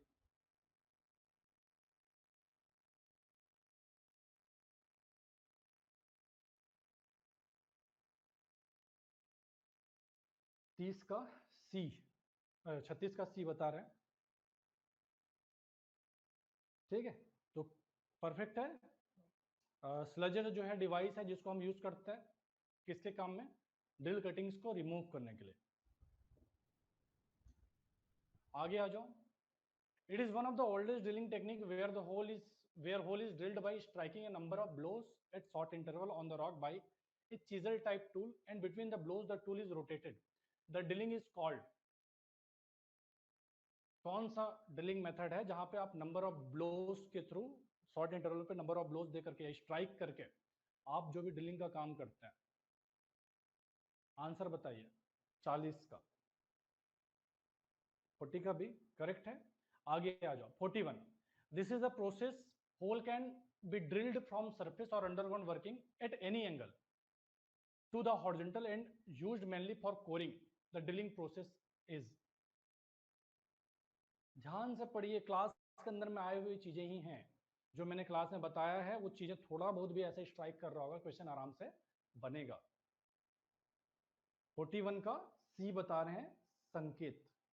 दिनेश्वर जी भी सी बता रहे हैं, रोहित जी भी सी बता रहे हैं, शैलेंद्र जी भी सी बता रहे हैं, सब सी बता रहे हैं, मतलब सबको समझ में आ रहा है कि हाँ सर डायमंड ड्रिलिंग ही है, जहां पे आप क्या कर सक रहे हैं, किसी भी हॉरिजॉन्टल से किसी भी एंगल पे आप ड्रिल कर सकते हैं। और मोस्ट इंपॉर्टेंट थिंग जो हमको इसमें देखने मिल रहा है सर, जिससे कि हम कंफर्म हो गए कि डायमंड ड्रिलिंग ही है, वो है कोरिंग की जो बात हो रही है ना सर, वो कोरिंग का काम डायमंड ड्रिलिंग की मदद से ही करते हैं। आगे आ जाओ। Which type of device is recommended for good core recovery from soft rock? बताइए, कौन से टाइप का डिवाइस यूज होगा कोर रिकवरी के लिए सॉफ्ट रॉक के केस में? 42 क्वेश्चन नंबर।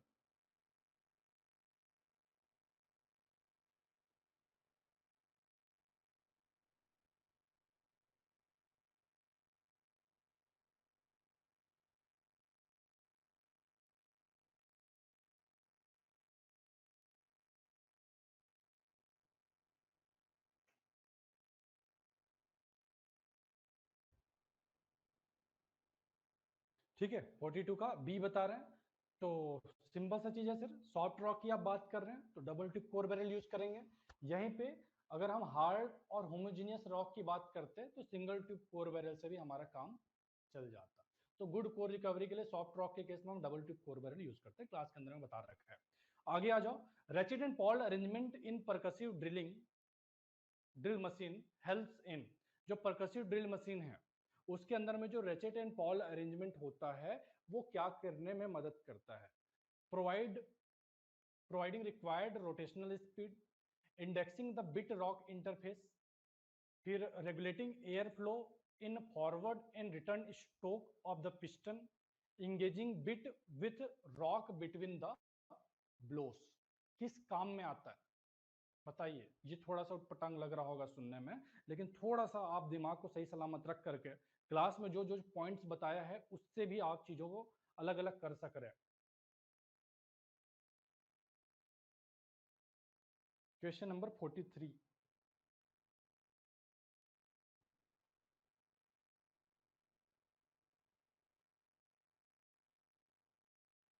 का कोई बी बता रहे हैं, कोई ए बता रहे हैं, कोई सी भी बता रहे हैं, तो तीन ऑप्शन है जो बेसिकली मैदान में है, बस डी है जो किसी ने नहीं बताया।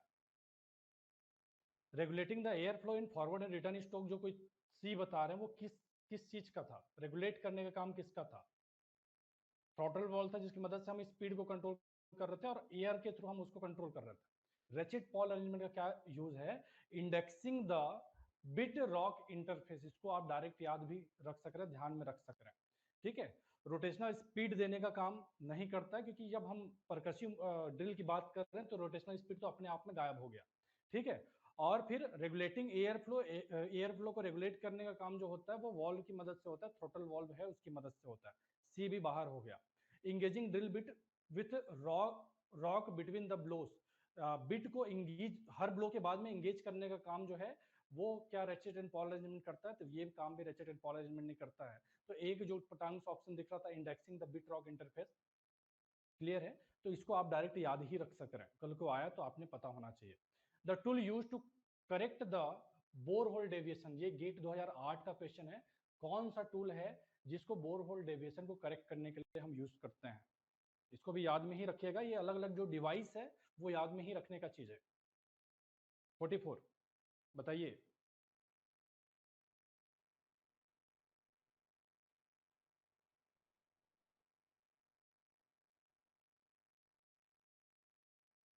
फोर्टी फोर में भी घमासान है। कोई बता रहा है डी रैचेट बता रहा है, कोई ए बता रहा है स्ट्रिंग शॉट, कोई सी बता रहा है विप स्टॉक, 44 को कोई डी भी बताया है। अच्छा डी बताया है, ठीक है। तो अलग अलग चल रहा है, मतलब कंफ्यूजन बहुत है, तो इसको याद में ही रखिएगा कि विप स्टॉक जो है एक डिवाइस है। क्या? विप स्टॉक एक डिवाइस है जो कि किस काम में आता है? बोर होल डेविएशन को करेक्ट करने के काम में आता है। अगला क्वेश्चन देखिए, गेट 2010 का क्वेश्चन है।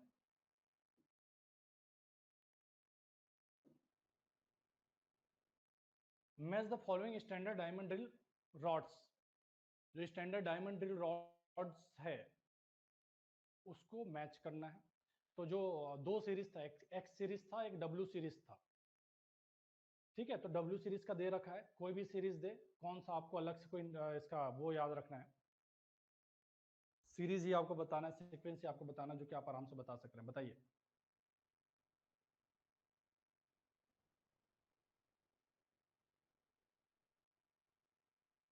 पैंतालीस का क्या बता रहे हैं? सी बता रहे हैं लोग, NBAE। हाँ सर, आपने तो ट्रिक तो बता ही दिया है सर, NBAE तो काम तो हो ही जाएगा। ज्यादातर लोग सी पे जा रहे हैं। सी में मतलब क्या बोल रहा है? पी का क्यू, पी का क्यू, पी का क्यू मतलब ए का बता रहे हैं कि क्यू मतलब कौन सा हुआ? 44, ठीक है। फिर क्यू का आर, क्यू का आर मतलब 54, और आर का पी, पी मतलब 34, और एस का एस मतलब 66.7। तो बेसिकली ट्रिक हमको क्या पता था सर? NBAE, ये ट्रिक हमको पता था, ये सबसे ज्यादा होगा, ये समझ में आ गया। सबसे ज्यादा इसमें कौन सा है? एस 66.7 सबसे ज्यादा है। फिर बी, उसके बाद का जो है 54 मतलब आर कौन सा? 54 है। फिर उसके बाद में ए का उसके बाद में है 44 जो कि है क्यू 44.4, उसके बाद में ई का हो गया 34.9। तो आप सीक्वेंस देख सक रहे हैं कि कौन सा हो गया, पी का एस क्या हुआ, अच्छा एन बी ए, अब हमको तो सीक्वेंस उस हिसाब से देखना है ना, एन कहाँ पे है तो एस का होना चाहिए कहाँ पे, तो ये गड़बड़ चीज है इसमें कि दोनों में एस एस दे रखा है तो कोई दिक्कत नहीं है। एन का क्या होना है, एन का होना है एस,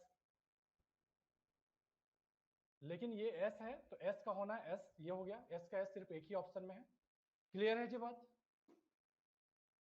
समझ में आ रहा है, कोई दिक्कत नहीं है सर, कंफ्यूज कर रहे हैं हमारे, हमसे तो अच्छा ही बन रहा था, आप क्या क्या बोर्ड में लिख दिए और डिस्टर्ब हो गए हम। ठीक है, तो कोई दिक्कत नहीं हो, याद में रखिएगा और ये सीक्वेंस याद में रखिएगा, डेटा भी मोटा माटी आपको याद में रहेगा ही कि 66, 54, 44 और 35 ये मोटा माटी डेटा है। तो कल को आपको पर्टिकुलर किसी साइज का भी अगर कोई पूछने लग जाए ना, कितना है 66, 10 कम कर दीजिए लगभग 54, 10 कम कर दीजिए लगभग 44, 10 कम कर दीजिए लगभग 34, तो एक याद रखिए 10 कम करते करते जाइए। और सीक्वेंस तो आपको याद हो ही गया कि MBA जो था,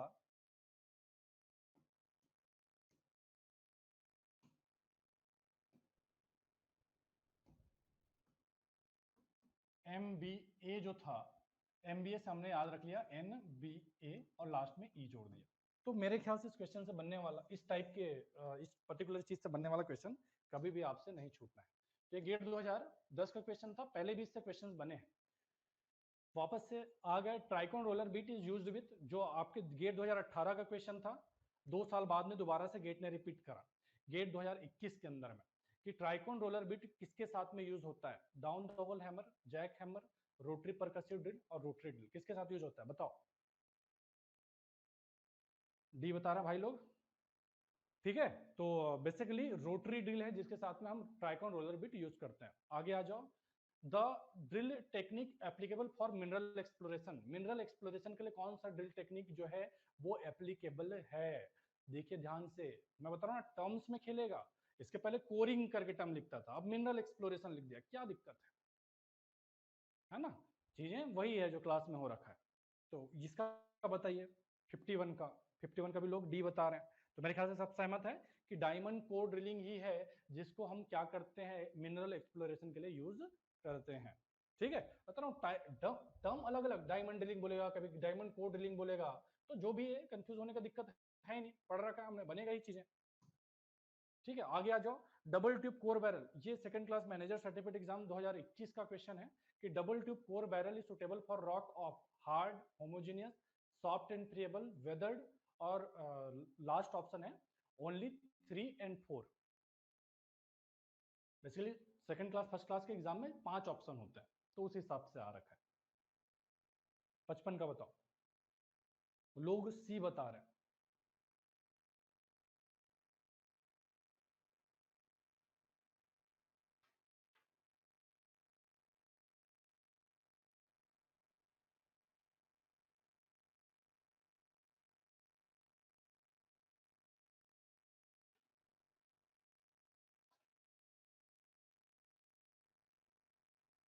क्या है सी ई में टक्कर चल रहा है कि सी होगा या तो फिर ई होगा सर, कंफर्म है, दोनों में से कोई एक होना है।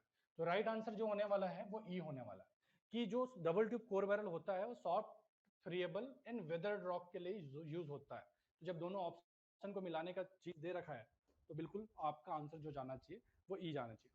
अगला क्वेश्चन देखते हैं, इधर आपके डीजेएमएस फर्स्ट क्लास सेकंड क्लास के सारे क्वेश्चंस यहाँ पे आपको दिखेंगे जो ड्रिलिंग से बने हैं, कुछ नहीं, वो जो बुक है गेट माइनिंग इंजीनियरिंग का, जो पुराने लोग हैं जिनके पास बुक है उन्हीं से क्वेश्चन मैंने लेके आया हूँ, उसके अंदर में सारे क्वेश्चन हमने डाल दिए हैं जो DGMS first class second class के क्वेश्चंस हैं जो एग्जाम में आए हैं। उसके अलावा बाकी सारे एग्जाम के भी क्वेश्चन जो आप देख रहे हो सारे हमारे गेट माइनिंग इंजीनियरिंग का जो मेन बुक है उसी के क्वेश्चन है, और इसमें ज्यादातर क्वेश्चन एग्जाम में आए हुए क्वेश्चन है, मेरे खुद के बनाए हुए क्वेश्चन नहीं है, ये तो दिख ही रहा है कि बाजू में आपको दिख रहा है। तो जो टॉपिक आपने अभी तक पढ़ा है आपको दिख ही रहा होगा कि जो जो हमने पढ़ा है उन्हीं से क्वेश्चन बन रहे हैं, कोई नया क्वेश्चन इधर उधर से नहीं बन रहा है। किस तरह का क्वेश्चन बन रहा है, क्या बन रहा है, कुछ एक आध क्वेश्चन उठपटांग तो आएंगे यार, और कुछ एक आध क्वेश्चन के लिए हम इन डेप्थ तो पढ़ने नहीं जाएंगे और पीएचडी करने नहीं जाएंगे, लेकिन मोटा माटी आपने जितने पढ़ा है उससे बहुत संभावना है कि 90-95% क्वेश्चन बनेंगे ही बनेंगे किसी भी एग्जाम के, किसी भी बुक के। आगे देखो 57, Identify true and false statement. The rope used in cable drilling have always left hand lay. In non-coring drilling using tricone roller bit, maximum economic depth of hole drilled is up to 800 meter.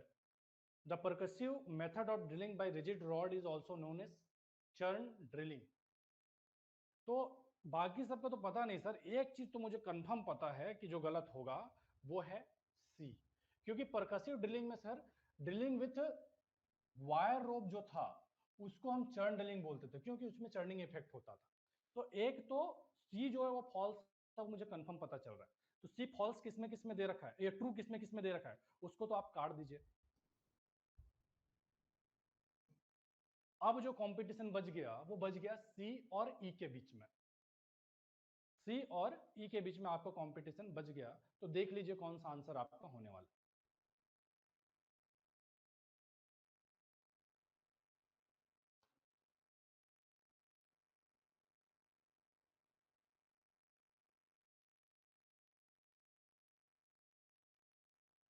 कुछ गड़बड़ है क्या?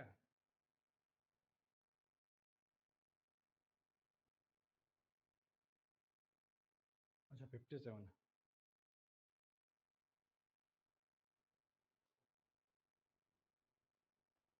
ठीक है, क्या answer बता रहे हैं? सारे के सारे का सी ही आंसर आ रहा है, ठीक है, जो कि सही बात है। और एक बार आप डेटा भी चेक कर लीजिएगा जा करके। देखो, एक rope used in cable drilling have always left hand lay, ये आपको बताया गया था कि जो केबल ड्रिलिंग में रोप यूज होता है वो हमेशा क्या होता है, लेफ्ट हैंड ले होता है, आया था क्लास के दौरान। तो एक तो हमको पता चल गया सर, ए तो जो है वो ट्रू है, तो यहीं से हमारा टी ऑप्शन टिक हो गया, क्योंकि ई में सारे का फॉल्स दिखा रहा है।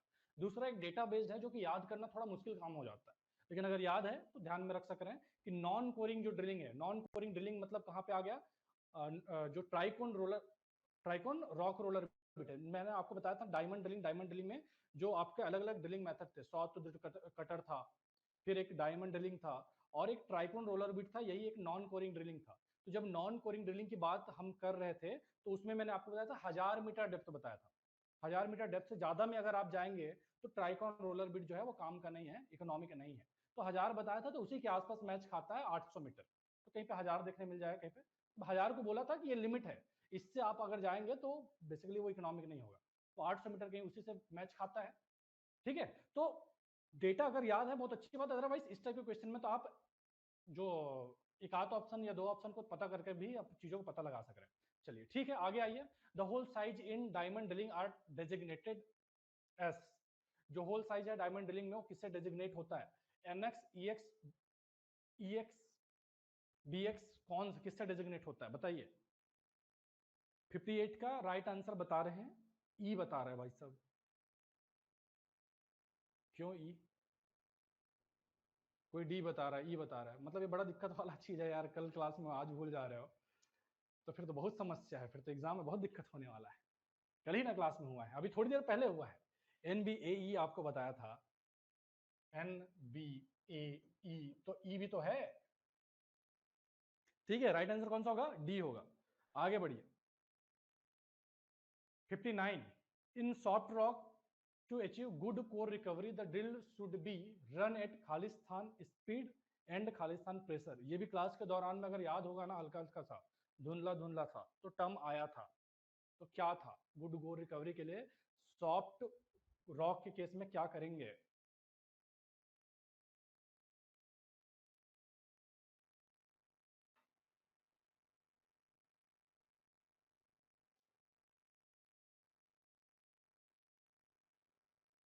फिफ्टी नाइन को लोग बता रहे हैं ई, ई ज्यादातर लोग यही बता रहे हैं। ई में क्या दिया है, हाई एंड लो, मतलब in soft rock to achieve good core recovery the drill should be run at high speed and low pressure. तो 59 का ज्यादातर लोग ई बता रहे हैं, जो कि एकदम सही आंसर है। ठीक है जी बात, एक सॉफ्ट रॉक था और एक क्या था आपका हार्ड रॉक था, दोनों के लिए एक दो स्टेटमेंट अलग अलग लिख रखा था, उस स्टेटमेंट से क्वेश्चन बना दिया। आगे देख, अगला question 60, the purpose of mud employed during drilling operation. Drilling operation के दौरान जो मड यूज करते हैं उसका क्या पर्पस है, to seal water boring bearing formation, to prevent borehole wall from collapsing, to keep cool the drill bit.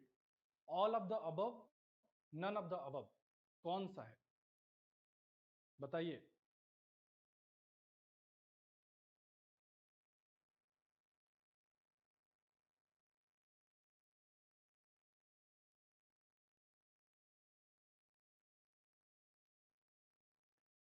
सारे के सारे बोल रहे हैं राइट आंसर इज डी, जो कि एकदम सही आंसर है। मड का काम ही है कि क्या करेगा, वाटर बीइंग फॉर्मेशन उसको सील करने का काम करेगा, prevent borehole wall from collapsing, collapse करने से वो रोकेगा, उसके अलावा ड्रिल बिट को कूल करने का काम करेगा जो मड जा रहा है।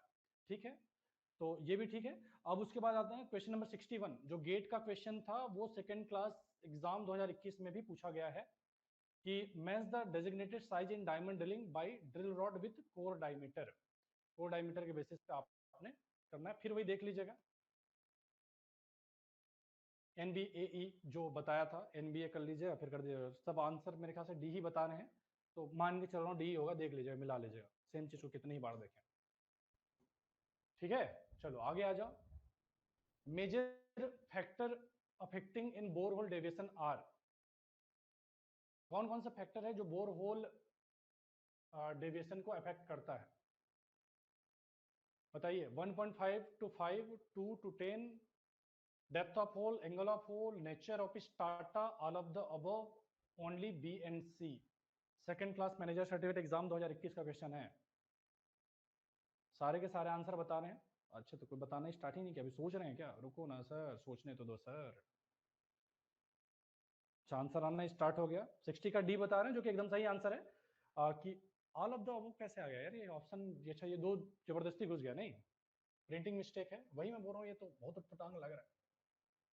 ठीक है, तो ऑल ऑफ द अबव सही है। डेप्थ ऑफ होल था, एंगल ऑफ होल था, नेचर ऑफ स्टार्टा था। आगे बढ़ो। Match the type of drill with maximum economic depth for hole in metre can be drilled. तो मैक्सिमम इकोनॉमिक डेप्थ क्या क्या है ये आपको पूछा गया है, उस हिसाब से मैच करना है। इसमें भी प्रिंटिंग मिस्टेक हो रखा है, पता नहीं कहाँ का दो ऑप्शन घुस गया बीच बीच में। ठीक है, बताइए 63 का मैक्सिमम इकोनॉमिक डेप्थ, 63 का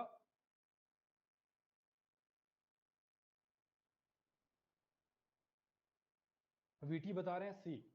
बाकी लोग बताइए क्या होना है।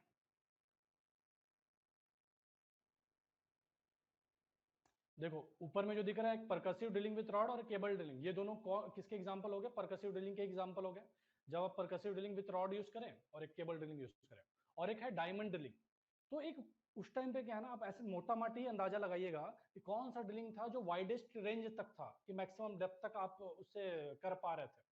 कौन सा था जो, जैसे इसमें डेप्थ ही बोला ना, हाँ डेप्थ तक था। तो ऐसे ऐसे करके जो भी चीजें आपको डेटा जो याद आ रहा है ना, उससे धुंधला धुंधला याद कीजिएगा। तो जैसे मैंने डायमंड ड्रिलिंग को आपको वहां पे लिख के दिया था कि सबसे ज्यादा डेप्थ तक आप डायमंड ड्रिलिंग की मदद से कर सक रहे हैं। तो अब ऑप्शन खंगालिए, सबसे ज्यादा मतलब जो 2500 मीटर दिख रहा है वो बहुत संभावना डायमंड ड्रिलिंग का होगा। तो बाकी सबको भी देखने लग गए, तो आपको फॉर्चुनेटली सिर्फ एक ही ऑप्शन है जहाँ पे सी का जो है सेकंड ऑप्शन दिख रहा है। ठीक है, अब परकसिव ड्रिलिंग विथ रॉड और परकसिव ड्रिलिंग विथ केबल, इसके लिए भी मैंने बताया था, रॉड के केस में आप ज्यादा डेप्थ तक नहीं जा सकते। रॉड के केस में डेप्थ का मैंने बताया था कि वेट ज्यादा हो जाता है, फिर दिक्कत होता है। फिर उसको आपने रिप्लेस किया केबल से, केबल की मदद से आप थोड़ा ज्यादा डेप्थ तक जा सक रहे थे। तो उससे भी आप देख सक रहे हैं कि परकसिव विथ रॉड बोल रहा है ए का क्या 3 होना चाहिए, तो ए का 3 आप देखने लगे किसमें है, तो ए का 3, फिर बाकी सारे ऑप्शन लगभग आपके इसमें भी हट जाते थे, बस दो ही बचते थे मैदान में, अगर अगर वो भी आपको पता था तो। और फिर केबल का अब जब दोनों में फिर वापस से क्लासिफाई करना है, तो परकसिव परकसिव में डायमंड से हम ज्यादा डेप्थ तक जा पाते हैं। वो रहा मोटा माटी जो भी चीजें क्लास में बताया गया है, जो जो डेटा आपके दिमाग में आ रहा है, उसी से आप कोरिलेट करने लग जाइए, क्या होना है कैसे होना है, आप आंसर तक पहुंच जाएंगे। Right answer is C. आगे आ जाओ। ठीक है, identify true and false statement. All core size drilling possible with wire line coring equipment.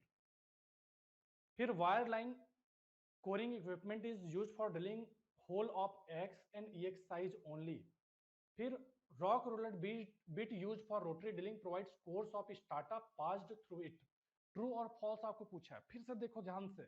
जो चीजें मैंने क्लास में बताया था, वायर लाइन ड्रिलिंग क्या होता है सर, वायर लाइन ड्रिलिंग क्या होता है सर, वायर लाइन ड्रिलिंग कब हम करते थे सर, कि ज्यादा डेप्थ पे जाना रहता था, तो होता क्या था कि बार बार हमको रॉड को बाहर निकालना पड़ता था, जिससे हमारा 70 से 80% जो टाइम है वो लॉस हो जाता था। उसके लिए आपने बताया था सर आप वायर लाइन ड्रिलिंग यूज कीजिए, जिससे कि वो जो रॉड को बाहर निकालने अंदर इंसर्ट करने वाला टाइम जो है बच जाता था। उसके लिए हम वायर लाइन ड्रिलिंग यूज करते थे। लेकिन फिर सर आपने लिमिटेशन बताया था कि एक फिक्स कोर साइज से ऊपर वाले के लिए ही वायर लाइन ड्रिलिंग होगा, सारे कोर साइज के लिए यूज नहीं कर सकती, ये लिमिटेशन भी सर आपने बताया था। फिर उसके बाद में ये जो रॉक रोलर बिट है, ये डायमंड ड्रिलिंग क्या बोलते हैं, रोटरी ड्रिलिंग तो है, लेकिन इसका ड्रॉबैक या इसमें कमी क्या है, ये नॉन कोरिंग टाइप का है, इससे आपको कोर नहीं मिलता है। ये जो मोटा माटी जो डेटा आपके दिमाग में क्लास से आ रहा है, जो मैंने चिल्ला चिल्ला के बार बार रिपीट कराया है, उसमें से कुछ भी अगर स्ट्राइक करेगा ना तो क्वेश्चन बन जाएगा। तो वायर लाइन ड्रिलिंग पॉसिबल, क्या बोल रहे हैं, ऑल कोर साइज तो गलत हो गया, सारे कोर साइज के लिए तो है ही नहीं। फिर ये वाला चलो मुझे नहीं थोड़ा याद आ रहा है कि सर बीएक्स के लिए बोले थे, किसके लिए बोले थे, नहीं याद आ रहा है, कोई बात नहीं, इसको अभी छोड़ दीजिए थोड़ी देर के लिए, याद होगा भी, मान लो कंफ्यूजन होगा छोड़ दीजिए, अगले में आ जाइए। ये तो गलत है, कंफर्म पता है। अब ऑप्शन में ढूंढने लग जाइए कि ए और सी को किसमें किसमें फॉल्स बोल रखा है। तो देखिए इसमें ट्रू बोल रहा है, कट गया, ट्रू बोल रहा है, कट गया, ठीक है। और ए और सी को फॉल्स जिसमें बोल रखा है, तो अब हमारे पास ऑप्शन बचा, ये बचा है और ये बचा है। लेकिन अब हाँ, यहाँ पे एक्स्ट्रा वर्क लग सक रहा है कि ये भी आपको पता होना चाहिए कि वायर लाइन ड्रिलिंग एक्स और एक्स साइज के लिए एप्लीकेबल है। तो राइट आंसर कौन सा हो गया, ई ऑप्शन करेक्ट हो गया। समझ में आ रहा है क्या बोल रहा हूँ जी? अच्छा तीनों ही फॉल्स हो गया। Wire line coring equipment is used for drilling holes of x,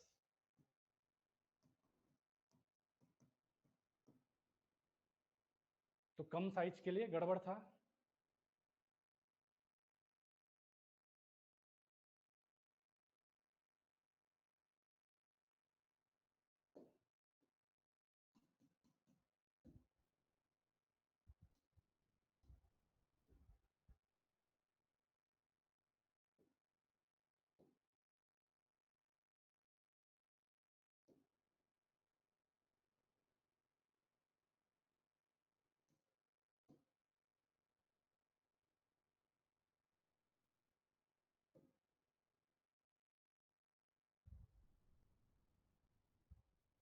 ठीक है, core size less than bx is not possible with wire line drilling equipment, therefore which is used for drilling holes of nx and bx size only. किसके लिए use होगा, nx और bx size के लिए use होगा।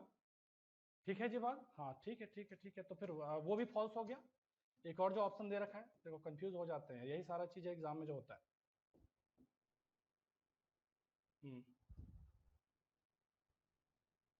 ठीक है, clear है जी बात।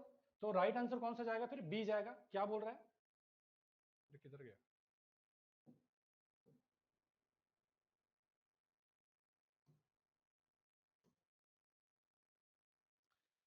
ठीक है। तो राइट आंसर क्या जाएगा, बी जाएगा, क्योंकि ये तो छोटा साइज हो गया ना, किसके, जो बी है, बी से ऊपर वाले यानी बी और एन के लिए यूजफुल है, उसके नीचे वाले तो वैसे नहीं होगा। क्लियर है जी बात, हाँ एनएक्स और बीएक्स के लिए एप्लीकेबल है। तो हम कंफ्यूज हो गए थे, हमको नीचे नीचे वाले को ज्यादा साइज लेके चल रहे थे, डिक्रीजिंग ऑर्डर में है ना, एन सबसे बड़ा है फिर बी सबसे बड़ा है, बी या उससे ऊपर वाले के लिए यूज होगा, उसके नीचे वाले के लिए यूज नहीं होगा। तो इसके लिए तो यूज नहीं होगा, लेकिन यहाँ पे उल्टा बोल रखा है, तो कुल मिला के राइट आंसर जो जाएगा, तीनों ही फॉल्स है। क्लियर है जी बात, समझ में आ रहा है। क्लास को ध्यान से अगर आपने पढ़ा है या सुना है, तो ये इस तरह के क्वेश्चन बनने चाहिए कि नहीं बनने चाहिए। जो ये बताओ, second class manager certificate exam 2021 का क्वेश्चन है। ठीक है, आगे सुनो, अगला क्वेश्चन क्या बोलता है, which of the following drilling techniques has no influence on deviation. कौन सा जो ड्रिलिंग टेक्निक है जिसका कोई इन्फ्लुएंस नहीं है डेविएशन में, hole diameter, bit pressure, core barrel और केसिंग, किसका इन्फ्लुएंस नहीं है, बताइए। 65, होल डायमीटर का तो होता ही है सर, जितना ज्यादा होल डायमीटर रहेगा उतना कम डेविएशन होगा। बिट प्रेशर का बिल्कुल होता है, कोर बैरल का बिल्कुल होता है, केसिंग का बिल्कुल होता है। तो none of the above will be right answer.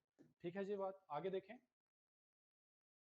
इधर आ जाओ, आइडेंटिफाई ट्रू फॉल्स स्टेटमेंट।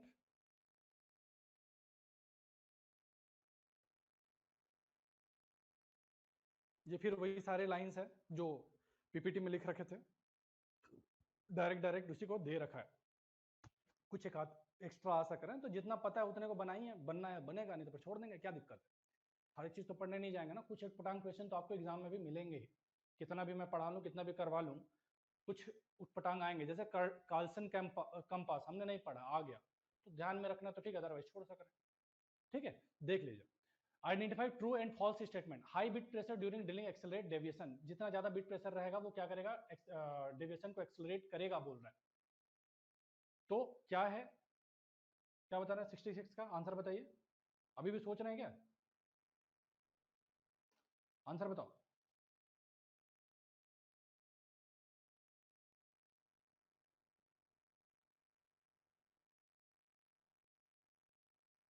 सब सी बोल रहे हैं।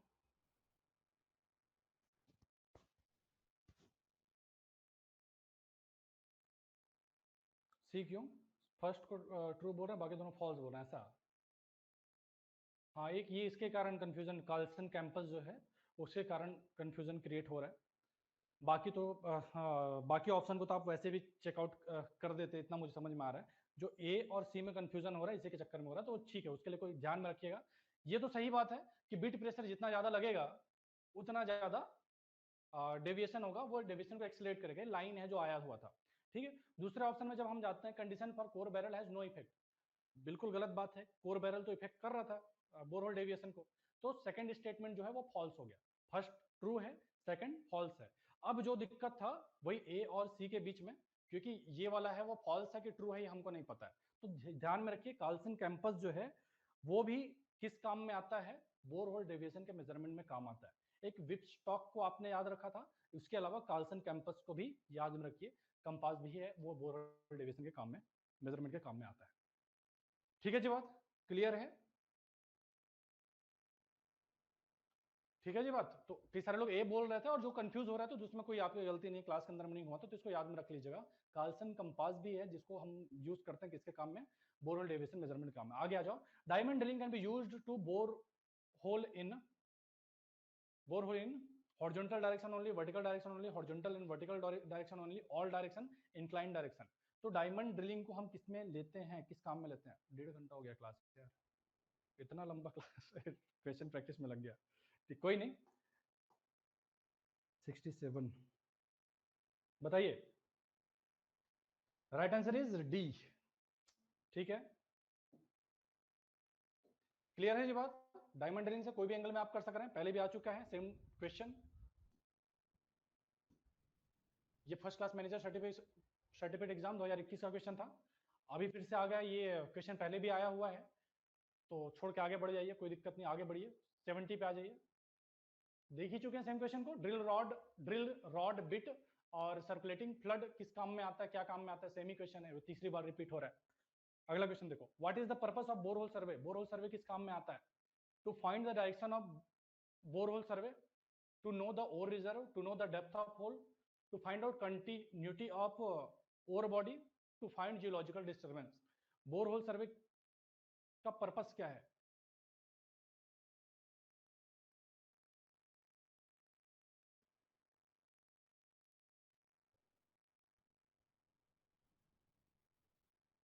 ये मेरे ख्याल से इसमें कुछ लिखने में गड़बड़ हुआ है।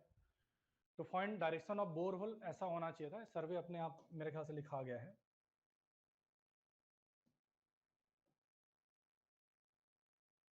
ठीक है, तो राइट आंसर क्या होने वाला है, right answer is a. Clear है जी बात। आगे देखिए, खत्म हो गया। तो इतने क्वेश्चंस थे, इसके अलावा न्यूमेरिकल्स है। अभी बताओ, चीजें समझ में आ रही है क्या है कैसे है। अभी कुछ इंटरेस्ट आ रहा है कि हाँ सर जो पढ़े थे वहीं से क्वेश्चन आ रहा है, जो एग्जाम में बने हैं। और नया क्वेश्चन कुछ भी नहीं था, लगभग लगभग वही सारी चीजें थी जो हमने क्लास में करा था। कुछ एक आध मैं बोल रहा हूँ कि क्लास सफिशिएंट नहीं है, कि मैं क्लास के अंदर से ही पूरा पूरा क्वेश्चन बनेगा ये दावा करूँ, वो झूठा क्लेम होगा। कुछ छुटपटांग चीजें देखने मिलेंगी, लेकिन जितना आपने पढ़ा है उसको एटलीस्ट आप ध्यान में रखिए, आप आइडेंटिफाई कर पाएंगे कि हाँ ये नहीं होगा, ये चीज सर ने बताया था ये नहीं होगा, ऐसे करके। बहुत संभावना है कि 90% 95% क्वेश्चन तो आपके इन्हीं में से आएंगे जो मैंने करवाया है क्लास में, जो करवाया है। और कुछ 5-7% उटपटांग बनने की संभावना भी जो दिखती है उसको भी आप आइडेंटिफाई कर पाएंगे, जितना मैंने करवाया उतना अगर ध्यान में होगा तो। क्लासेस फास्ट जरूर हुए हैं, लेकिन जितने काम के जहां से क्वेश्चन बनते हैं उन चीजों पर विशेष तवज्जो देकर के क्लास हुआ है। देखो प्राइवेट कॉलेज का सिंगल डिजिट रैंक पॉसिबल, आपने शायद पहले भी पूछा था ये सेम क्वेश्चन, मैंने टॉपर स्टॉक में एक लड़के से पूछा था। तो बिल्कुल पॉसिबल है यार, मैं अभी क्लास का टाइम बर्बाद नहीं करना चाहता, इसलिए इस क्वेश्चन को नहीं लेते, ठीक है। और वो उनका, जिन लोगों का जो टॉपर स्टॉक था वो मेरे ख्याल से यूट्यूब में आ जाएगा, तो वहां से आप देख भी सक रहे हैं चीज़ों को। क्वेश्चन को ट्राई करेंगे आप लोग खुद से घर में, क्योंकि इसमें मैं बता रहा हूँ ना, इसमें मेरा कुछ एफर्ट ही नहीं है। क्या है इसमें, कुछ ड्रिलिंग का अलग से कुछ क्वेश्चन नहीं लग रहा है, कहने के लिए ड्रिलिंग का क्वेश्चन है, लेकिन जो क्वेश्चन है वो एक्चुअल में 11वीं 12वीं वाला है, इसमें थोड़ा एप्टीट्यूड का क्वेश्चन है। तो मैं पीपीटी अपलोड कर दूंगा, आप खुद से सॉल्व कीजिएगा, आंसर डाल दीजिए ग्रुप में, हम चेक कर लेंगे, ठीक है। ये न्यूमेरिकल्स में अलग से कुछ फॉर्मूला लग रहा है, लॉजिक लग रहा है, कुछ भी नहीं है, 11वीं 12वीं में जो आपने पढ़ रखा होगा, ठीक है, tau is equal to force into R, वो जो फॉर्मूला आपने पढ़ रखा होगा तो वो उससे बनने वाला है, ठीक है। गेट 2017 का क्वेश्चन, 13 का क्वेश्चन जो ड्रिलिंग से आए हैं, और ये गेट वेट के क्वेश्चन नहीं है, सृजन सर के बनाए हुए क्वेश्चन है, जो कभी गेट एग्जाम में नहीं आए हैं और आने के भी कुछ खास चांस नहीं है, लेकिन अच्छा है कि आप एप्टीट्यूड अपना टेस्ट कर सकते हैं, क्या लगने वाला, कैसे लगने वाला, तो यहाँ से आप टेस्ट कर सक रहे हैं, ठीक है। चलो बाकी कोई दिक्कत रहा तो कल देखते हैं, और एक दो टॉपिक मैंने छुड़वा दिया तो उसको भी देखेंगे यार, बोर हो गया था पढ़ाते पढ़ाते, इसलिए मैंने छुड़वा दिया था। तो कल के क्लास में कोशिश करेंगे एक छोटा सा क्लास लेके, ये मैं बोर होल डिफ्लेक्शन बता दूंगा, ठीक है। उसके अलावा क्या बाकी था, डायरेक्शनल ड्रिलिंग बाकी था, इसको फटाफट बता दूंगा, और वो न्यूमेरिकल्स को मैं करवा दूंगा। वीडियो लिंक टॉपर स्टॉक की, वीडियो लिंक टॉपर स्टॉक यार ऑफलाइन हुआ था, इवेंट जो हमारा हुआ था ना, एक सेलिब्रेशन इवेंट हुआ था, एमजे फिएस्टा 2024, उसके अंदर में हुआ था, तो उसका है। चलो मैं अभी थोड़ा सा अभी समअप करते हैं, कोशिश करते हैं कि आपका ये जो अभिजीत का सवाल है उसका जवाब देने की, जो एग्जैक्टली उस लड़के का आंसर था। क्या नाम है, आकाश शर्मा, जिसका 31 रैंक है, मेरे कॉलेज का है, जिसे बिलासपुर का। उसको मैंने ये सेम क्वेश्चन पूछा था कि आकाश यार, एक प्राइवेट कॉलेज या छोटे कॉलेज का जो लड़का है वो सिंगल डिजिट में रैंक कैसे ला सक रहा है, एक अच्छा रैंक कैसे ला सक रहा है, उसके लिए सिंगल डिजिट में रैंक लाना कितना आसान या कितना टफ है गेट एग्जाम के अंदर में, उसको मैंने सवाल करा था। तो उसके जवाब को तो साइड कर दो, उसके जर्नी को समझो, कि वो लड़का ऐसा था जिसका इंटरेस्ट क्रिकेट में बहुत ज्यादा था, वो जो रहता है ना, जो अलग से जो पहचान बना के चलता है कि क्लासेस के अंदर में, कॉलेज के अंदर में, कि ये बहुत अच्छा बैडमिंटन खेलता है, ये बहुत अच्छा क्रिकेट खेलता है, ये बहुत अच्छा स्पीकर है, तो वैसे टाइप उसका क्रिकेट में एक अलग पहचान बना हुआ था, दिन भर इन्वॉल्व रहता था स्पोर्ट्स या दूसरे किसी एक्टिविटी में, पढ़ाई में पूरा डब्बा था, ठीक है। एक तो ये बात, जब कॉलेज से निकला उसके बाद में उसने माइनिंग छोड़ करके दूसरे नॉन टेक्निकल एग्जाम का तैयारी करने में लग गया, तो माइनिंग को लगभग उसने छोड़ दिया था। फिर वो बीच में मुझे कॉल करा कि सर अभी मैं क्या करूं, दूसरा एग्जाम मेरे से निकल ही नहीं रहा है, तो मैंने बोला यार गेट में अपॉर्चुनिटी है, गेट के लिए पढ़ लो। फिर उसके पास दो ऑप्शन थे कि वो गेट की तैयारी करने लग जाए या पीजीपीटी करने चला जाए, तो पीजीपीटी करने गया और पीजीपीटी के साथ में अपना गेट की तैयारी करा। तो जो पीजीपीटी जान रहे हैं उनको पता होगा कि पीजीपीटी के साथ में पढ़ना कितना टफ काम होता है, खासकर ऐसे लड़के के लिए जो न कॉलेज में कुछ पढ़ा है, ना कॉलेज के बाद में माइनिंग का उसको एम उसने जानने की कोशिश करा, कुछ नहीं पढ़ा है, जीरो से उसको स्टार्ट करना है। जो थोड़ा बहुत पढ़ा भी रहा होगा कॉलेज में वो वास्ट आउट हो गया ना, जब वो नॉन टेक्निकल एग्जाम का तैयारी कर रहा था, तो उसने पीजीपीटी के दौरान में पढ़ा, ट्रेनिंग के दौरान में पढ़ा, ट्रेनिंग का जो 8 घंटे का उसका ड्यूटी है, उसके बाद में जो भी पढ़ा, कॉलेज के नाम पे जहां से वो आता है वहां पे फैकल्टी के नाम पे कोई भी नहीं था, एक एचओडी वही एक फैकल्टी हो गए, बाकी एडॉप्ट टीचर आते थे, वो 2 महीना 4 महीना काम करते थे, वो एडॉप्ट टीचर के साथ में भी 2-3 फैकल्टी से ज्यादा नहीं था, जो था खुद का था, खुद में भी वो पढ़ने में खत्म था। तो ऐसे हालात में जो लड़का जिसका कॉलेज खत्म है, फिर कॉलेज के बाद में भी जिसने एफर्ट नहीं लगाया, और फिर पीजीपीटी करते हुए पढ़ाई करा, ऑल इंडिया रैंक 31 उसने लाया था। जब वो 31 रैंक ला सकता है तो आप शिद्दत से पढ़ के सिर्फ गेट के एग्जाम पे फोकस होके क्यों नहीं ला सकते, आराम से ला सकते हैं, ठीक है। क्योंकि वो 8 घंटे का ड्यूटी भी कर रहा था, ट्रेनिंग कर रहा था, उसके बाद में पढ़ रहा था, आप तो सिर्फ पढ़ाई कर रहे हैं, या अगर फोर्थ ईयर में है तो कॉलेज के साथ में सिर्फ पढ़ाई कर रहे हैं, अलग से कोई ऐसा फिजिकल वर्क आपको करना नहीं, समझ रहे हैं। मोबाइल नंबर मिल सकता है क्या इसको, बिल्कुल मिल सकता है यार, सबका मिल जाएगा, जिस किसी का भी चाहिए, जो भी हमारे रैंकर से सबसे आप बात कर सक रहे हैं, कोई दिक्कत नहीं, ठीक है। और रही बात तो वीडियो की, तो वीडियो भी आ जाए, उसमें और भी कई सारे इंटरेस्टिंग क्वेश्चंस थे जो देखते हैं, अगर वीडियो मेरे ख्याल थोड़ा सा यार वॉइस का दिक्कत हो गया है, तो देखते हैं अगर हो पाए तो वीडियो को अगर वॉइस करेक्शन वरेक्शन करके लाया जा सक रहा है तो यूट्यूब में आ जाएगा। एक का बुक इन सर का बुक इंक्लूडेड है सर, बुक्स में हाँ, एक एक सर के जितने भी क्वेश्चन है हमारे गेट माइनिंग इंजीनियरिंग बुक के अंदर में उसके क्वेश्चन इंक्लूडेड है। एक एक सर के तो इंक्लूडेड है ही। गेट 2024 तक के क्वेश्चंस मिलेंगे। उसके अलावा फिर डीजीएमएस फर्स्ट क्लास के सेकंड क्लास के क्वेश्चन भी आप देख रहे हो। अल्टीमेटली बोल सक रहे हो कि बेस्ट बुक है अभी के टाइम पे आपके क्वेश्चन प्रैक्टिस करने के लिए। लक भी मैटर करता है, नो डाउट लक मैटर करता है, लेकिन लक जो आपके हाथ में नहीं उसको तो आप सोच ही नहीं सक रहे। जो आपके हाथ में है वो आपका मेहनत, कि आज आप किस शिद्दत से पढ़ाई कर रहे हैं, तो उसके बारे में नहीं सोचने का। बुक में टाइम लगेगा यार, एक आध महीना तो और लगेगा, उसका करेक्शन का काम एकदम युद्ध स्तर पे चल रहा है, ठीक है। लेकिन जो मिलेगा वो अच्छा बुक मिलेगा, कि जैसे पिछले बार में करेक्शन थे, जैसे अभी भी देख रहे हो कि जो मैं करवा रहा हूँ उसमें कुछ कुछ करेक्शन दिख जा रहे हैं, वो सारे करेक्शन को दूर करके फिर आपको एक अच्छा प्रोडक्ट मिलेगा, ठीक है। कुछ कुछ क्वेश्चन जो रिलेवेंट भी नहीं है गेट के लिए उसको हटा दिए जा रहे हैं। ओके दिन फिर चलते हैं, मिलते हैं कल। दोबारा क्लास लेने का तो मुझे समझ में आता नहीं, क्योंकि 1 घंटा 40 मिनट की ही एक क्लास हो गया, तो कल ही क्लास लेते हैं हम, ठीक है। बाकी फिर मेरा कल नहीं, कल तो क्लास होगा नहीं, संडे है, और फिर मंडे और ट्यूसडे भी हो सकता है मैं क्लास नहीं ले पाऊंगा, 2 दिन क्लास नहीं होगा। तो अगर जितेंद्र सर का तबीयत ठीक हो जाता तो जितेंद्र सर क्लास लेंगे, अदरवाइज मोहित सर का बस क्लास रहेगा जब तक जितेंद्र सर का तबीयत ठीक नहीं हो जाता है। मेरा वाला क्लास मुश्किल से 8 से 10 क्लास और बाकी है जो ब्लास्टिंग में करवाऊंगा। रॉ कटिंग सिस्टम में नहीं पढ़ाने वाला, वो काम का है नहीं, एग्जाम में आता नहीं उससे क्वेश्चन। तो मुश्किल से 8 से 10 क्लास और बच गया है जो लेने का है आपके माइंड डेवलपमेंट में। देन फिर हम कोशिश करेंगे एक प्रिया मैम का क्लास स्टार्ट कर दें सर्विंग का, ठीक है। तो ये 1 महीना और बीत जाए आपका, मई वाला। मई के बाद में जून 15 या जुलाई से हम लोग क्लास का स्पीड बढ़ा देंगे। दिन में आपका क्लास 5 से 6 घंटा चलने लग जाएगा। अभी स्लो स्लो चल रहा है, एडमिशन का टाइम है। आप सभी को एक अच्छा चीज बता दूं कि 1000 के आसपास एडमिशन हो चुका है। कितना 996 97 के आसपास हो गया था क्लास लेने से पहले। हो सकता है इससे 1 डेढ़ घंटे में और एडमिशन आगे होगा। तो बहुत बहुत धन्यवाद आप लोग का, जो वर्ड ऑफ माउथ जो फैल रहा है, कि जो आप अपने जूनियर्स में रिकमेंड कर रहे हैं, इधर उधर रिकमेंड कर रहे हैं। क्लास स्टार्ट हुआ 20 दिन हुआ है और अभी 1000 एडमिशन आ चुका है। एक बड़ा नंबर है, अब तक का बेस्ट परफॉर्मिंग कोर्स गेट का हमारा चल रहा है, जो गेट 2025 का है। तो बहुत बहुत धन्यवाद आप लोग जो माइनिंग यान को रिकमेंड कर रहे हैं, प्रमोट कर रहे हैं, जिससे बल्क में एडमिशन इस बार आ रहा है। डेली का 15-20 एडमिशन आ रहा है। तो thank you so much to all of you कि आप हमें सपोर्ट कर रहे हैं, हमें रिकमेंड कर रहे हैं, ठीक है। चलो ओके देन, हम मिलते हैं नेक्स्ट क्लास में, ट्यूसडे छोड़ के वेंसडे को।